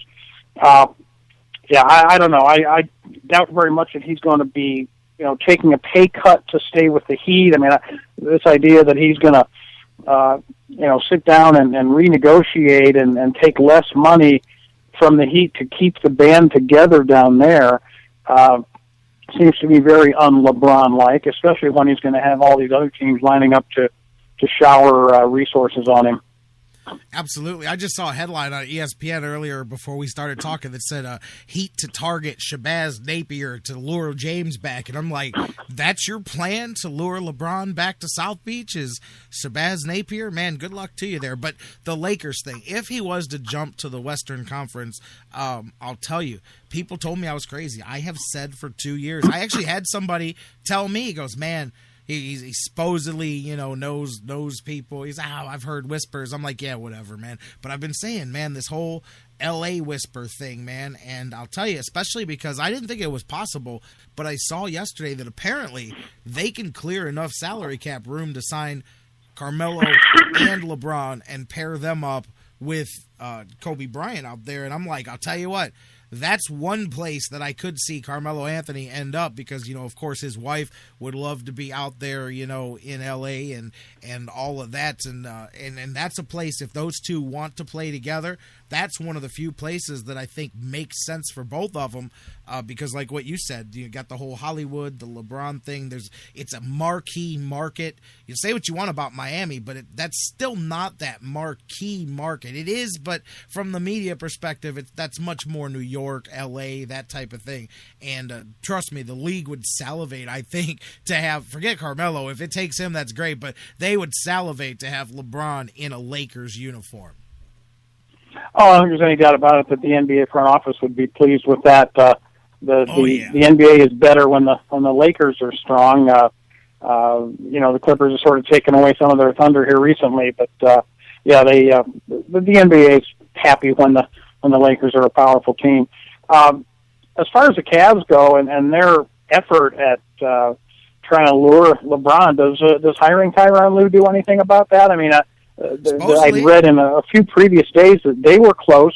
That Lue had a good relationship with LeBron, and that would seem to be a step in the direction of expressing your interest and laying the groundwork to at least try to get LeBron to come back to Cleveland. Is that? Do you think that makes sense?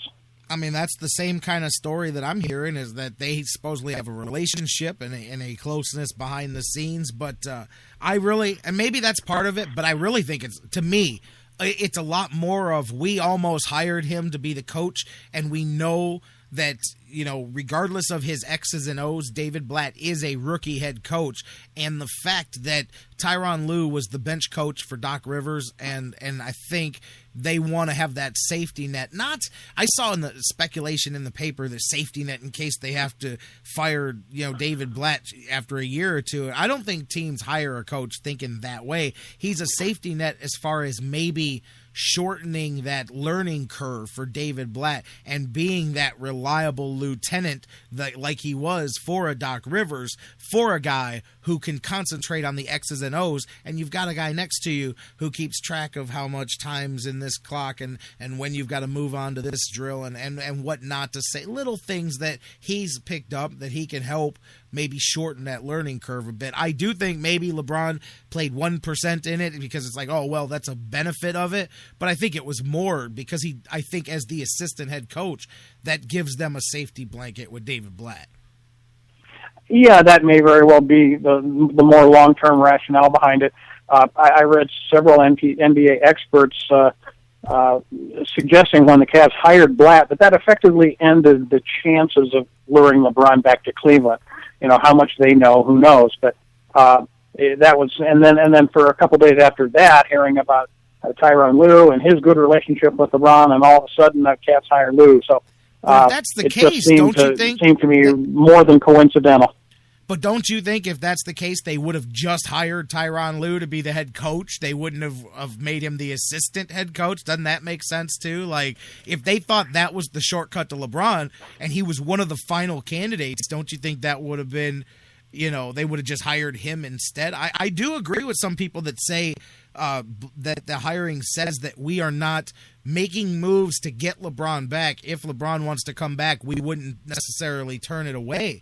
But because I don't think, and they go, well, Spoelstra wasn't sold either, or wasn't established. And I say, yeah, but Pat Riley sold LeBron, number one, on Spoelstra, and number two, on himself being the backup. If Spoelstra doesn't work out, I can step in and coach this thing. And I think, and remember how close it came at the beginning, that Spoelstra was almost out halfway through the first season. There was rumors, would Pat Riley step in and have to coach this team that he put together because he's the only one that can coach that kind of talent all at the same time. And they ended up sticking it out with Spoelstra and whatnot. But, you don't have a Pat Riley here selling LeBron on trusting this guy. So I think that's number one. I mean, you could say Tyronn Lue, but how does he know? He doesn't know David Blatt either, so he can't sell LeBron on the new coach, and he's not the coach, so he can't say, well, LeBron, I'm in charge. So I don't know, you know what I mean? Like, I don't know, but I do think it hurts that way because there's nobody convincing LeBron, hey, this guy's going to be okay, and there is no if he's not. I mean, I guess you could say if he's not, Tyronn Lue could step in. But if I'm LeBron, I don't know if even that makes me feel better. There's a difference between Pat Riley can step in and Tyronn Lue can step in. Well, yeah, and I guess I'm happy to hear and observe that the Cavs are not orienting their entire strategy around what makes LeBron happy and what can we do to get LeBron. Like you say, treat him like any other free agent. Treat him maybe as your number one free agent on your list of potential acquisitions, but let's not kiss his butt. Let's treat him like the professional he wants to be treated as. Let him, come here or not on the merits of our situation. And if not, let's move on. I hope that they continue to do that. One indication to me, Jerry, that they're doing that is the relative silence of Dan Gilbert. It's good that that we haven't heard much from Dan Gilbert. Now, maybe I'm wrong and I've missed it, but he's been decidedly in the background ever since the story of his sort of around the bend pursuit of Calipari, became public. That was an embarrassment to the organization, I think. If you've got Griffin out there interviewing serious candidates for the job and your owner out, throwing $80 million at Calipari. Yeah. But on the matter of LeBron, we've seen, we've basically seen relative silence from Gilbert, and that's a positive thing in my view.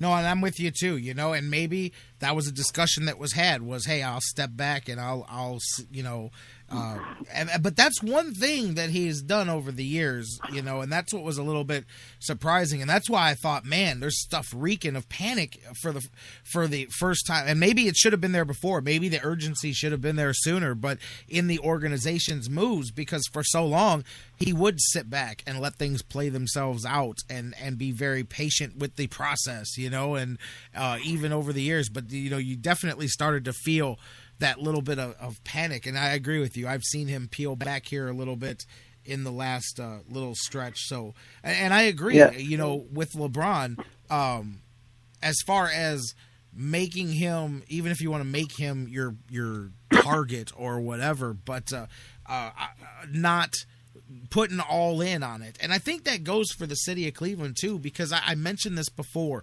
People talk about the national perception and all of that. And I'm telling you, let's assume he just is doing this to renegotiate his contract to give Miami some salary cap room and he's going to stay there. I mean, let's just put up billboards and sing Hands Across LeBron and all of that stuff again. And then watch the national narrative be how, everybody flip-flopped and then flip-flops back to, anti-LeBron again when he doesn't come back home. I don't know if you heard me talk about the plain dealer, but that's the thing. Forget LeBron and that aspect of it for now. I got pretty ticked off looking at the front page of the plain dealer, big giant, the decision part 2, except now it's almost like, we're giddy and glorifying the same thing that we were victimized by and vilifying years ago.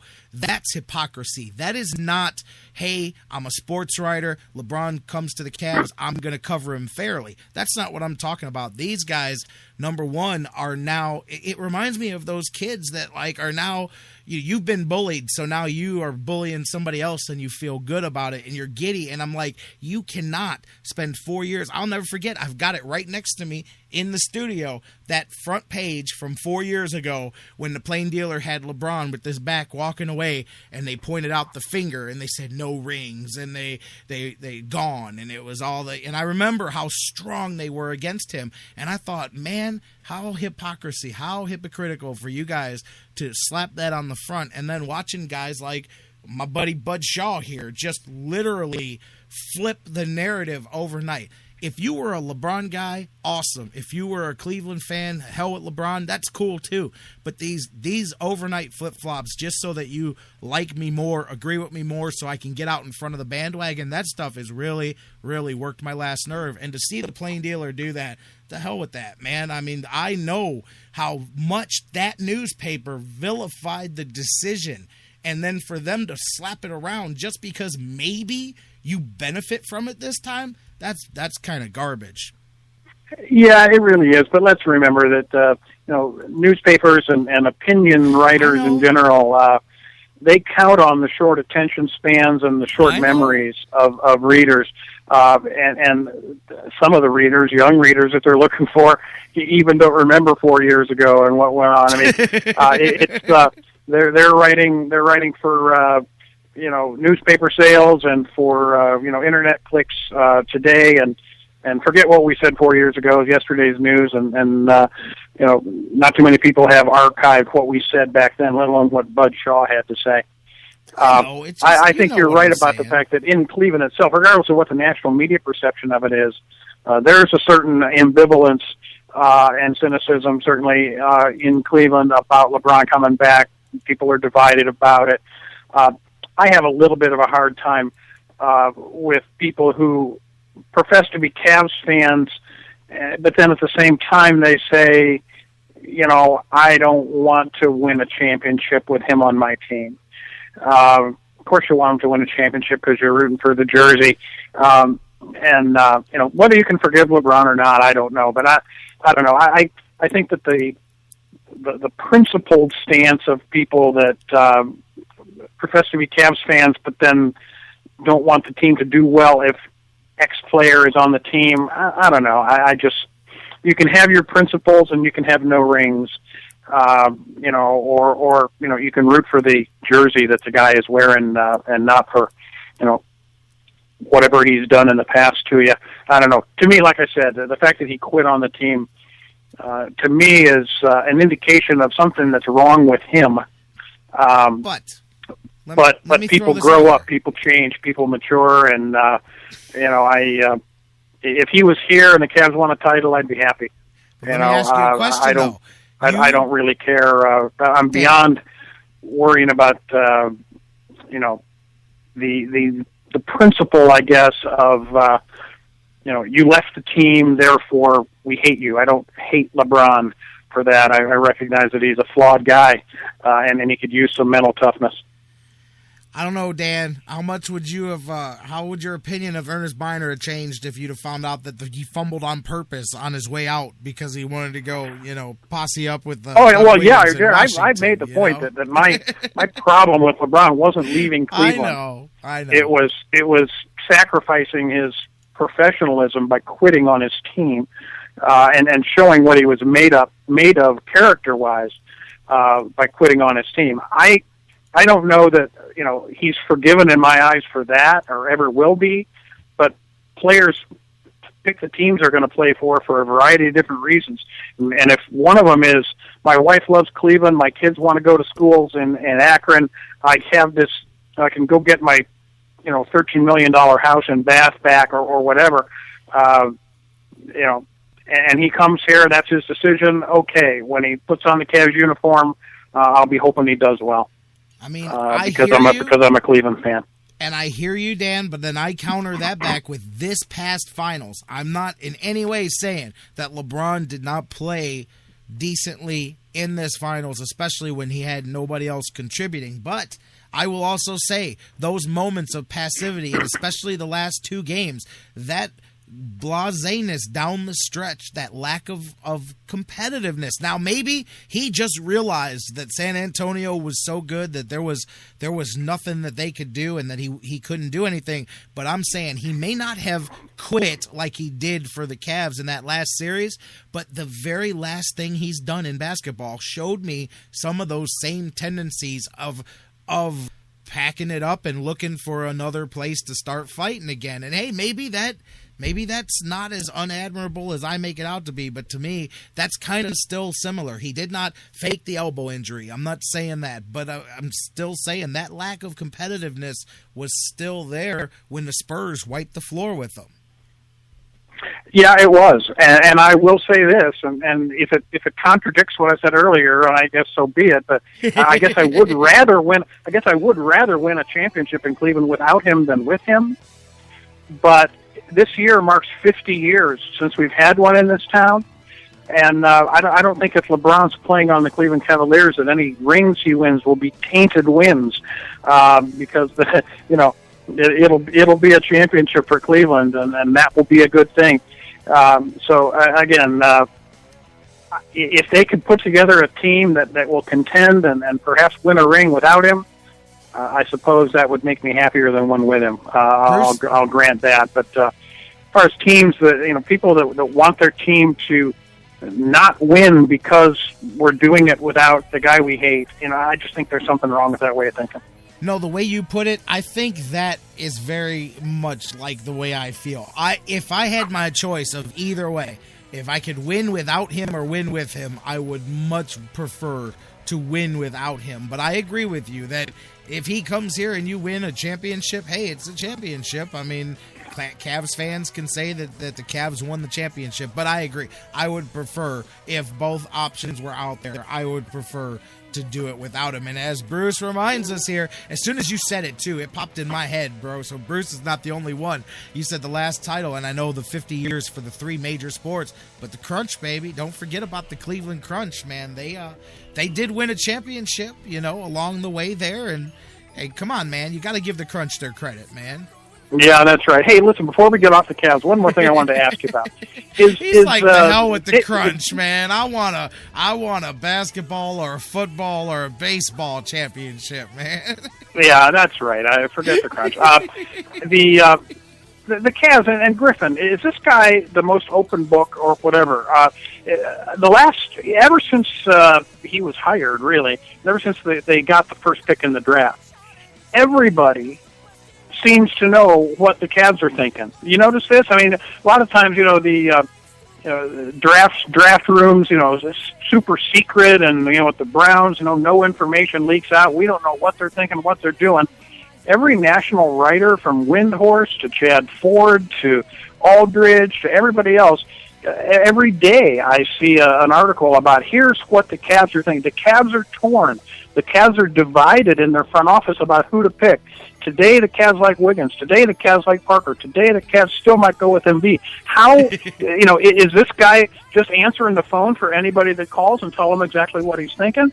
Or are the sources so great within the Cavs front office that every writer from New York to L.A. knows exactly what David Griffin's thinking? What is that about? What's your take on that? I don't know. I mean, I hear you too, because it's everywhere. Maybe it's a disinformation tactic. Maybe they're, I don't know, man. But it is. It's all over all of these reports from Cleveland, and I'll tell you what too. I don't know if you heard me, but the stories, I was talking about this and some of these stories coming out of Cleveland, and this supposed leaked story about Jabari Parker tanking his workout. I mentioned earlier in the show that I'm not buying that. I will buy that he doesn't want to play here, and then maybe he said it and told people, and there's other ways of doing it. But these things that happen at these workouts, it's not held specifically just to the Cavs, and those things follow you. And I just cannot see a guy trying to be the first or second or third pick in the draft and trying to be that guy. Getting word around the league tryout when he hasn't even been drafted. That much hubris that if I'm number 2, I'm just number 2. I'm not buying him to go to a workout with the team with the number 1 pick and tank it. If you didn't want to go there, just tell the team you're not going to work out. But I didn't half-assed it in his workout on purpose. I'm not believing that at all. Yeah, I have a hard time buying that too. And Parker, has said that he didn't say I don't want to play in Cleveland. He just said I think I'd rather be in Milwaukee, or I'm a better fit somewhere else. And that's okay too. If you want to try to dissuade a team from drafting you, you can do that. I bet his agent was tearing his hair out about it. But who knows? Maybe the agent put him up to it. You never know. But yeah, I have a hard time that he would come in and intentionally tank a workout. I mean, if he did, then he's the last guy in the world you want on your team anyway. Right, absolutely. But, people ran with that story nationally. It's blowing all over. And I'm like, man, I just don't see how people can. And like you said, if it's true, then, there's a whole nother story to talk about right there. And be glad and take Wiggins and run away here. What is your gut? My gut, I said it 50-50. What does your gut say that the Cavs do here tomorrow? Do you think they take a player, or do you think they make one of these trades? There's several of them out there that would keep them in the top 5. The more I think about it, the closer we get, I think they're going to go with Wiggins at the end of the day. I think enough other teams are showing that they want Wiggins that will convince the Cavs we might as well just take him ourselves. Yeah, I think that's probably the most likely thing, although, like you, I was intrigued by that Orlando offer. Yeah. At number 4, I heard people talking about at number 4, you might even still go reach and take Embiid. Yep. Although, what's the worst possible thing that could have happened to a blue-chip center prospect to the Cleveland Cavaliers than to have a foot problem? Dan Gilbert woke up in the middle of the night screaming from his nightmares about Zydrunas Ilgauskas. I mean, it was just, it almost made it impossible and makes it impossible for the Cavs to face their fans if they go ahead and take Joel Embiid. Now that he's having, foot surgery and the memories of Ilgauskas' multiple missed seasons comes back to haunt him. But the guy is a blue-chip talent, I think, and I think will eventually be an excellent center in the NBA, but it's just unfortunate that happened, and you can't really consider it at 1. There was some speculation that you might consider it at 4 because he's still that good of a prospect if you trade that first pick and get a Flalo, get the 12th pick. That scenario was at least attractive to me, but I do still think, and again, without, I haven't called David Griffin this morning, so I don't know what he's thinking today. But, I guess that probably looks like the most realistic and likely scenario.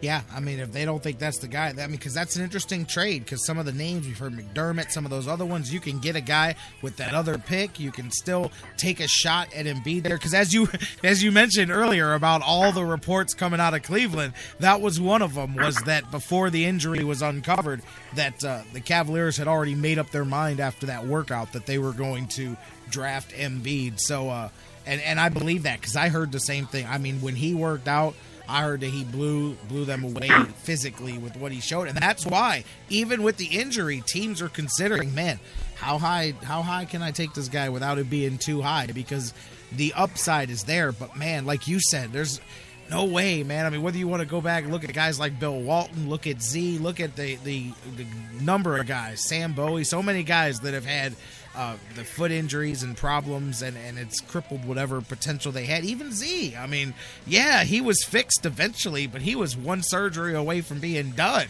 you know?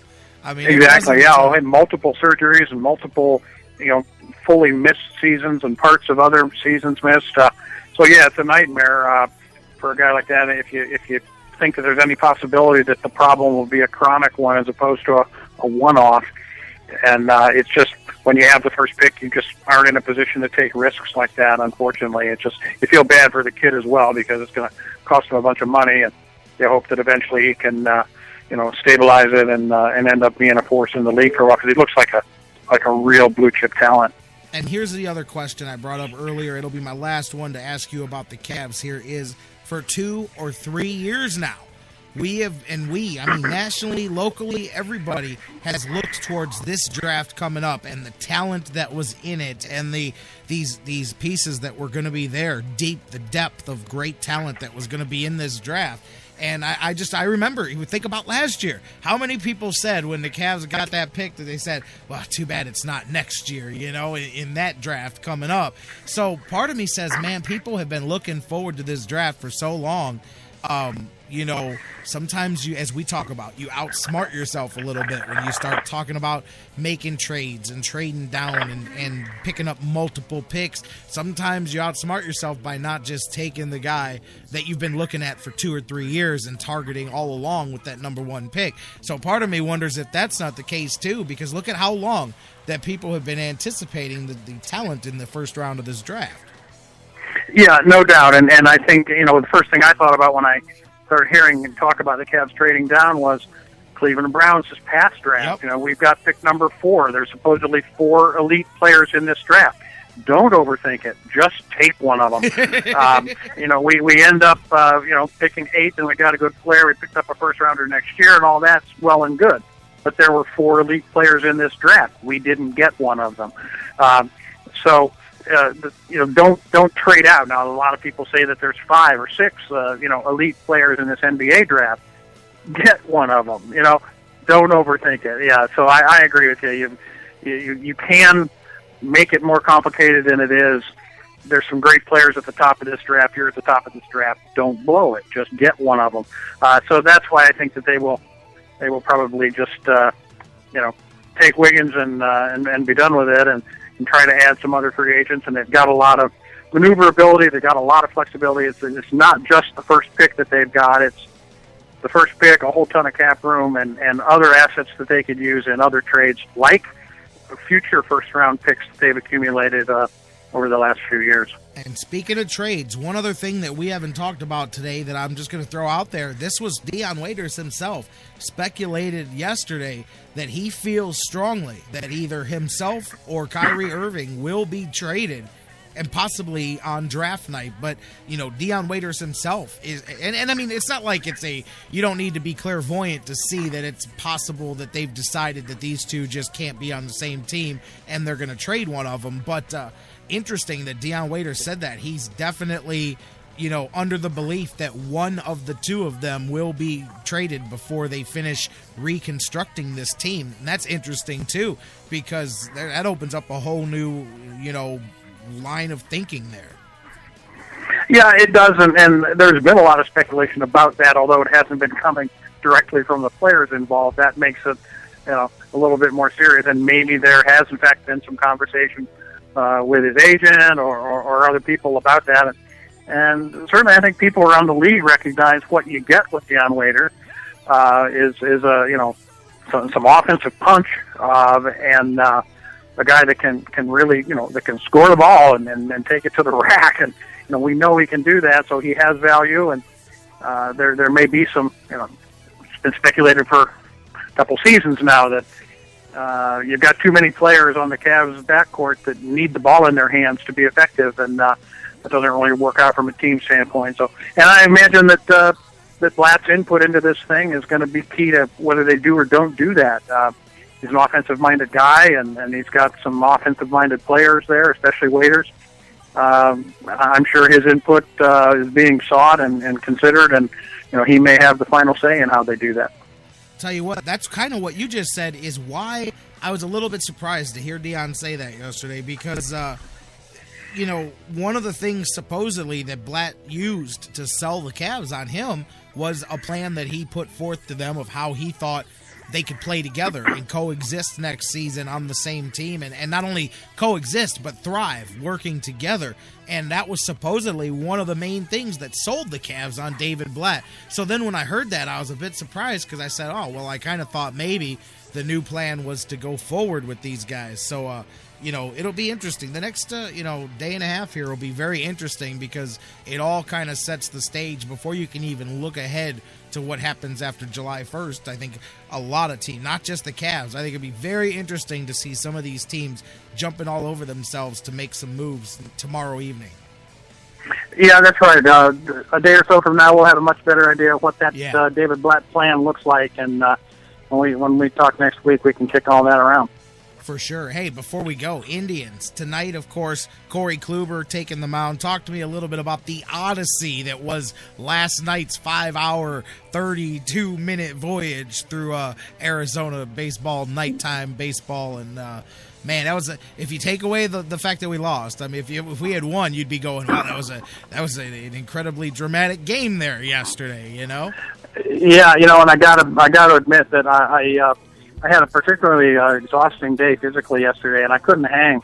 It was 6-5 when I fell asleep, 6-5 Arizona when I fell asleep. But my overriding thought about the game is it's the absolute last thing you want to have happen on the first day of a long West Coast road trip. I know. Is use up your entire bullpen, and you've got every pitcher on your roster was in that game, and that's just absolutely the last thing you want. The other thing is another bad start for Justin Masterson. You really have to start wondering about mechanics with him. His control, his command seems to be absolutely gone. He walked the first guy in the inning, I think, 3 or 4 times.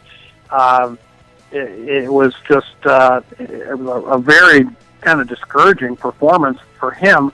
And one of the things that I wanted to just ask you about, and it might be just me, and it might be just, we know the way that Justin Masterson is. Doesn't seem like a whole lot bothers him. He seems like a kind of happy-go-lucky guy. And a lot of fans think it's too much so, that when you lose and you get hammered and you're out of the game in the third inning, you shouldn't be yucking it up in the locker room, shrugging your shoulders and saying, hey, well, after the game, you should be a little bit more contrite about it. And even if, you're going to, go out with the guys after the game and have a big old time, and maybe when you're dealing with the media after the game, you shouldn't be quite so flip about it. In other words, at least act like you care more that you didn't have a good outing. Is he too loose? Is he too happy-go-lucky? Is he not intense enough? I don't know. I'm starting to wonder about him. Whether he's got the mental toughness that maybe a guy needs. I mean, an ace is supposed to end losing streaks for you, and he went out there and didn't really put on a performance that anybody that wants to be an ace would have been happy with. And as you saw, against a team that was there for the taking. I mean, I'm telling you, I said at the beginning that you hang it on more than just one guy, obviously. But, had he been able to buckle down there and keep that game, 5-2, in that early part. Look, I mean, obviously, once they got to the pen did their job and got you through to the end and held on there. But, You were facing a guy, when we set the stage yesterday, a guy who at home has been rocked, and sure enough, it played right to the book there for the Indians when it comes offensively there. And then, man, I know leaving them hanging there with the bases loaded, no outs, man, I go back to that too. Chance to blow it right back open after they had closed it to a one-run game there and to not come through. But with Masterson, I wonder, that stuff in the locker room with the media, part of me wonders if that's obviously not like some kind of defense mechanism, because I wonder, we talked in the spring about how, a contract year, and I was looking at his mentality as a guy who buckles in to make some money in a contract year, but I wonder if now his struggles aren't working in reverse in a contract year, where now he's seeing dollar signs fly out the window with every bad start and pressing that much harder to turn things around. Yeah, that's right. You can look at that situation either way. You can look at it saying, boy, the way he's pitching, it really is a good thing that the Indians didn't commit, X millions of dollars and X number of years to him. You can also look at it by saying, because they didn't, that is the cause of his troubles, as opposed to, a happy consequence of not signing him. You really can look at it either way. And is he feeling the pressure, and is he discouraged about the organization? Is he going through the motions in anticipation of just being out of here a year from now? It really gets down to not being able to get inside of Masterson's head and figure out what's making him tick. But it's distressing either way, because we're counting on him, and he's the big horse at the front of the rotation. And so far this season, the command issues just hasn't been there. And then, you get behind people, and last night he was coming in with 3-1 fastballs, and they were just getting raked all over the yard. So it's the 3-1 that's the problem, not the fastball. When they're sitting on it, when you're behind in the count, no pitcher in baseball is good enough to survive that. Yeah, absolutely, man. And again, what combination of these various things we're talking about, who knows? But I think they all play a part in it, And like I said, I'm thinking, even if I'm Justin Masterson at this point, look, 3 months ago, you're turning down big money and looking ahead and going, wait, there's more around the horizon here. And all of a sudden, man, it's like literally lighting it on fire and watching it go away. You can count, man, he's probably, looking at what he was looking to get, and based on how this might, this season might tweak that a bit. You could see $15-20 million up in smoke already, just with the way the first half of this season has gone. Now, obviously, I'm talking about over the course of 4, 5, 6 years, but definitely. And it looks more and more to me, no matter, even if he recovers, something that Mike Brandenberry and I had mentioned earlier, that would be likely perhaps because of the qualifying offer, is I think he's now really turned into a guy who's going to have to sign a shorter 2 or 3 year deal after this season and reprove himself to try to get anything longer, instead of looking for that 5 or 6 year deal. I think that you've now scared any teams off that may have even been thinking about making that long-term commitment. I think you shortened it. Although, then again, somebody went 4 years with Ubaldo off of one, 3/4 of a good season. So, yeah, that's right. I was just going to say that, and using the Ubaldo example, that a half season can make you or break you. Yeah, you're right. And we might be looking at that thing too early, and a strong second half, a little tweaking by Callaway might do the trick, and we might be looking at Masterson being that front of the rotation guy you can count on down the stretch. So even though we're coming right up to the halfway point of the season, too early to make too many decisions on the basis of a shaky first half. So we'll see what happens with Justin, and but like I said, aces and losing streaks, and it's distressing when you hand a guy a 4-1 lead, then a 5-2 lead, and he can't get you through the fifth inning when he's supposed to be your best starter. So that's concerning, and like I said, what's going on inside of Justin Masterson's head is anybody's guess, but hope he gets it straightened out. Let's remember this now, because I can already hear a December conversation where Justin Masterson had a red-hot second half of the season, and people are back to throwing out the $17 million number again, and we're going, hey, wait a minute, remember what we were talking about back in June and July? But that's a conversation for the winter, but I can see it coming already. Of course, that's assuming that he bounces back there. Corey Kluber, the man, goes out there for the Tribe tonight as they look to split this little short series. Chase Anderson on the other side of the hill. Hopefully, the Indians can get some run support for Corey Kluber. Last 3 starts, nearly 18 innings, only 1 run in support, and nobody's going to win that way, not even Corey Kluber. So if the Indians can get to Chase Anderson, hopefully Kluber can put it down, and you can head to Seattle with a split here and take what you can get and move on this road trip.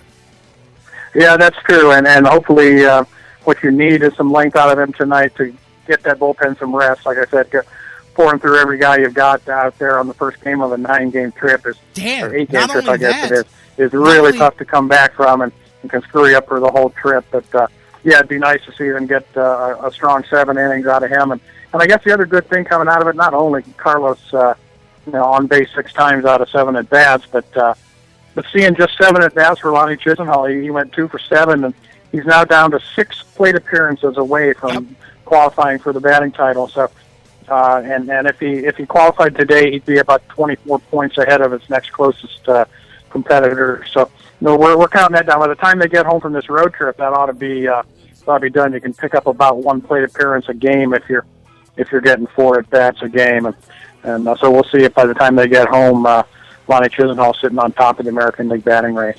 Absolutely, and I'll tell you what, too, you mentioned that with it not wanting to tax the bullpen at the start of the road trip. Not only that, but at the start of a road trip where you shrunk your rotation down to 4 guys, because you figure we can handle it without a 5th starter for a couple of weeks here and get us through to the beginning of July. And so you get the double whammy of starting the long trip and having the 4-man rotation to go. So, I'm with you there for sure. Yeah, we'll have to see how that plays out. And like I said, you need to start it out with a solid effort tonight, and we'll take the rest as it comes. My man, Dan Wismar, always a fun conversation. You got anything trivia-wise for us here today? I see Bruce in the chat room asked for it, man. You got anything or no? I think there's one I can give you, and it's probably relatively easy, although 2/3 of the answer is pretty easy, but that third one you might have to, even Bruce might have to look it up. Indians have had 3 American League MVPs in their history. Who are they? There's 2 names that most people are going to come up with right off the top, but that third one's a little bit tougher. We'll see if we can get that. 3 American League MVPs on the Indians over in Major League history. Who are those guys? No Google search. Who's the first one to give us an answer right now? 3 American League MVPs have played for the Indians. Who are they? Name them quickly. Get on it, you guys. We'll give you the answer when we come back. Dan Wismar, my man, you enjoy the rest of the week and the weekend here, rest of the Indians road trip. By the time we talk on Monday, you and I will know who the Cavs drafted. We will be right there on the cusp of free agency in the month of July. We'll have a whole lot to talk about, some Buckeye recruiting stuff going down in the next few days. So Monday should be a big, big show for you and I. Okay, Jared, I'll talk to you then. Thank you. My man, Dan Wismar from the Cleveland Fan. You guys can check him out every Monday and Wednesday right here on the Sports Fix. We're going to take a break. When we come back, we'll set the stage for the Tribe tonight. We'll open up the lines one last time, and we'll wrap up the show. 216-539-7535. Talk about anything we just talked about. Last chance to get in on the phones. 216-539-7535. Wrapping things up next here on the Sports Fix.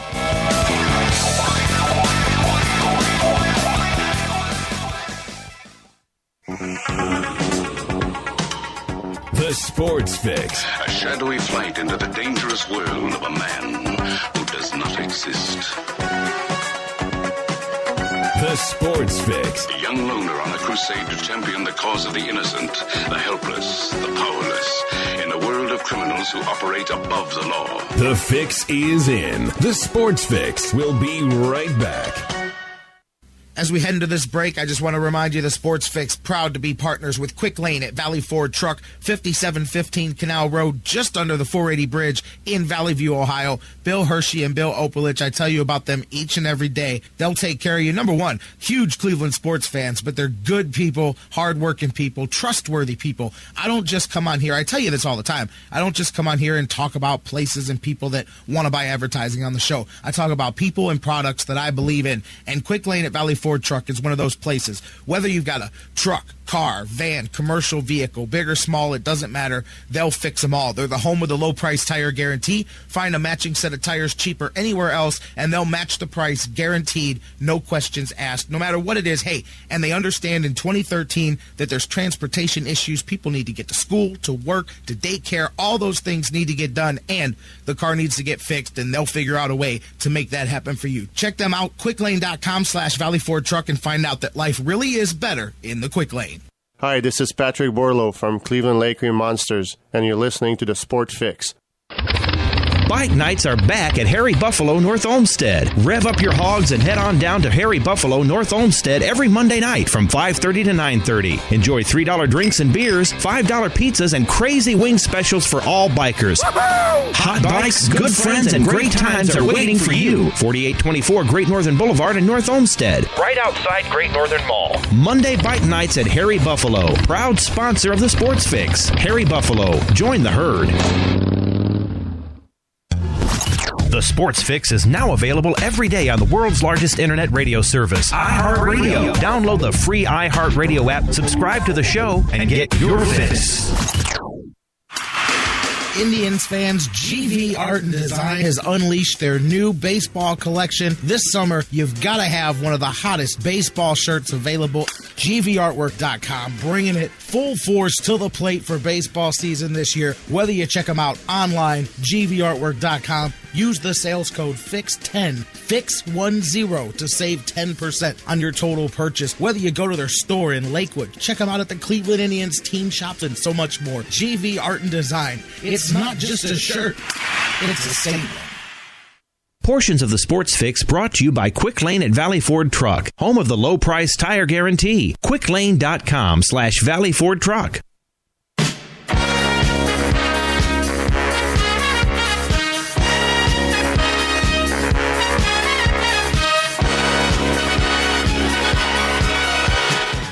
Figured I'd wake you up there at the end of the show. Welcome back into the Sports Fix. J-Rocc back with you as we are winding down and wrapping things up here for another Wednesday Hump Day edition of the show. It's been a lot of fun today too. I'll tell you what. I want to thank Dan Wismar for being with us in the last segment. Speaking of trivia, answer to the question: Cleveland Indians have had 3 American League MVPs in their history. Who are they? They are George Burns, Lou Boudreau, Al Rosen. According to Dan Wismar, that is this week's trivia question. So those of you that had it, congratulations to you guys. I haven't even checked in the chat room because I just assume that Bruce Wood knows these things, so I don't even go check his answers. But those are the 3 American League MVPs by the Indians. Dan Wismar with us every Monday and Wednesday, and he's usually got some trivia questions along the way. Great conversation with him, and really just kind of a good continuation of our talk with Nicole Detling. Of course, Dr. Detling with us here, a sports psychologist, and we sat down with her a little bit and talked about not only her background and experiences, but LeBron James and Cleveland and that whole thing, and Johnny Football, and a good conversation. Looking forward to having her back on the show with us in the future. Thanks to Nicole for joining us, and Dan, and each and every one of you guys as well. Tomorrow, Mike Brandenberry will be here from DidTheTribeWinLastNight.com, and we'll look to see what other kind of trouble we can get into on a Thursday here. But Indians getting back at it tonight here, as we were talking about before the break, looking to take the split here on this series and wrap things up before they head on to Seattle. Corey Kluber, hopefully the Indians can put some runs on the board for him here. And Chase Anderson, I'll tell you, he has been pretty well here since he's been called back up to the major leagues. Actually, I believe it was his initial run here. It wasn't a second call up. He's been 5-2 at the 3.18 ERA since he's come up here, and he's going to take the mound on the other side for the Indians. Kluber, of course, as we said. I mean, and you look too, his previous 3 starts, He's 0-1, but, he has gotten just one run, as we said, in 17 and a third innings from his offense, and really that goes a long way towards it. I mean, you look at Detroit, he gave up that home run, and he definitely knows that he made a mistake. I mean, just about every pitch to Victor Martinez can be made a mistake when they're playing the Indians. But, tough luck. And sometimes guys go through that stretch, and you just got to bust through it. There's been years, a lot of guys. Masterson was hit by that early last year.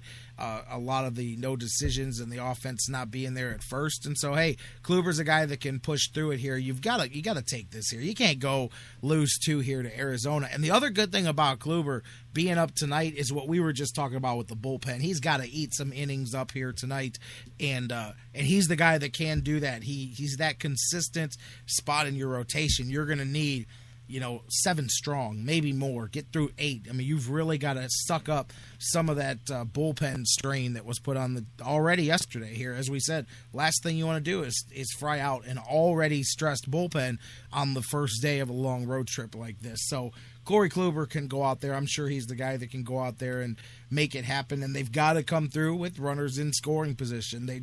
That's the biggest difference here in the nights where the team does well and when they don't.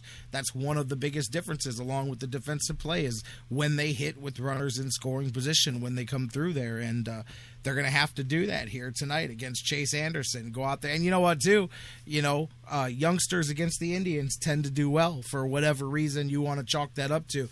So you've got that against you, too. He's coming off of a loss to the Dodgers there in his last appearance. No, actually, last 2 appearances he's been roughed up. Well, roughed up to the extent of a couple of runs. He hasn't really been knocked around yet. Anderson gave up 3 runs in 6 innings, a quality start in a loss to Milwaukee a couple of days ago here, his last appearance. So Indians and the Arizona Diamondbacks, 9:40 tonight again.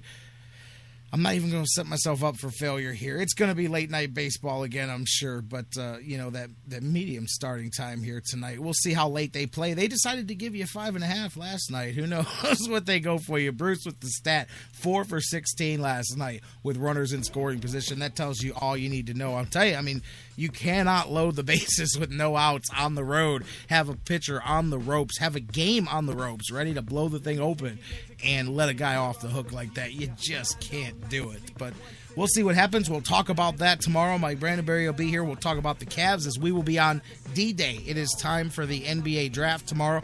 Final previews. We'll look at all the scenarios and everything that's out there up to the minute, talking about the NBA draft tomorrow and all the things going on in sports.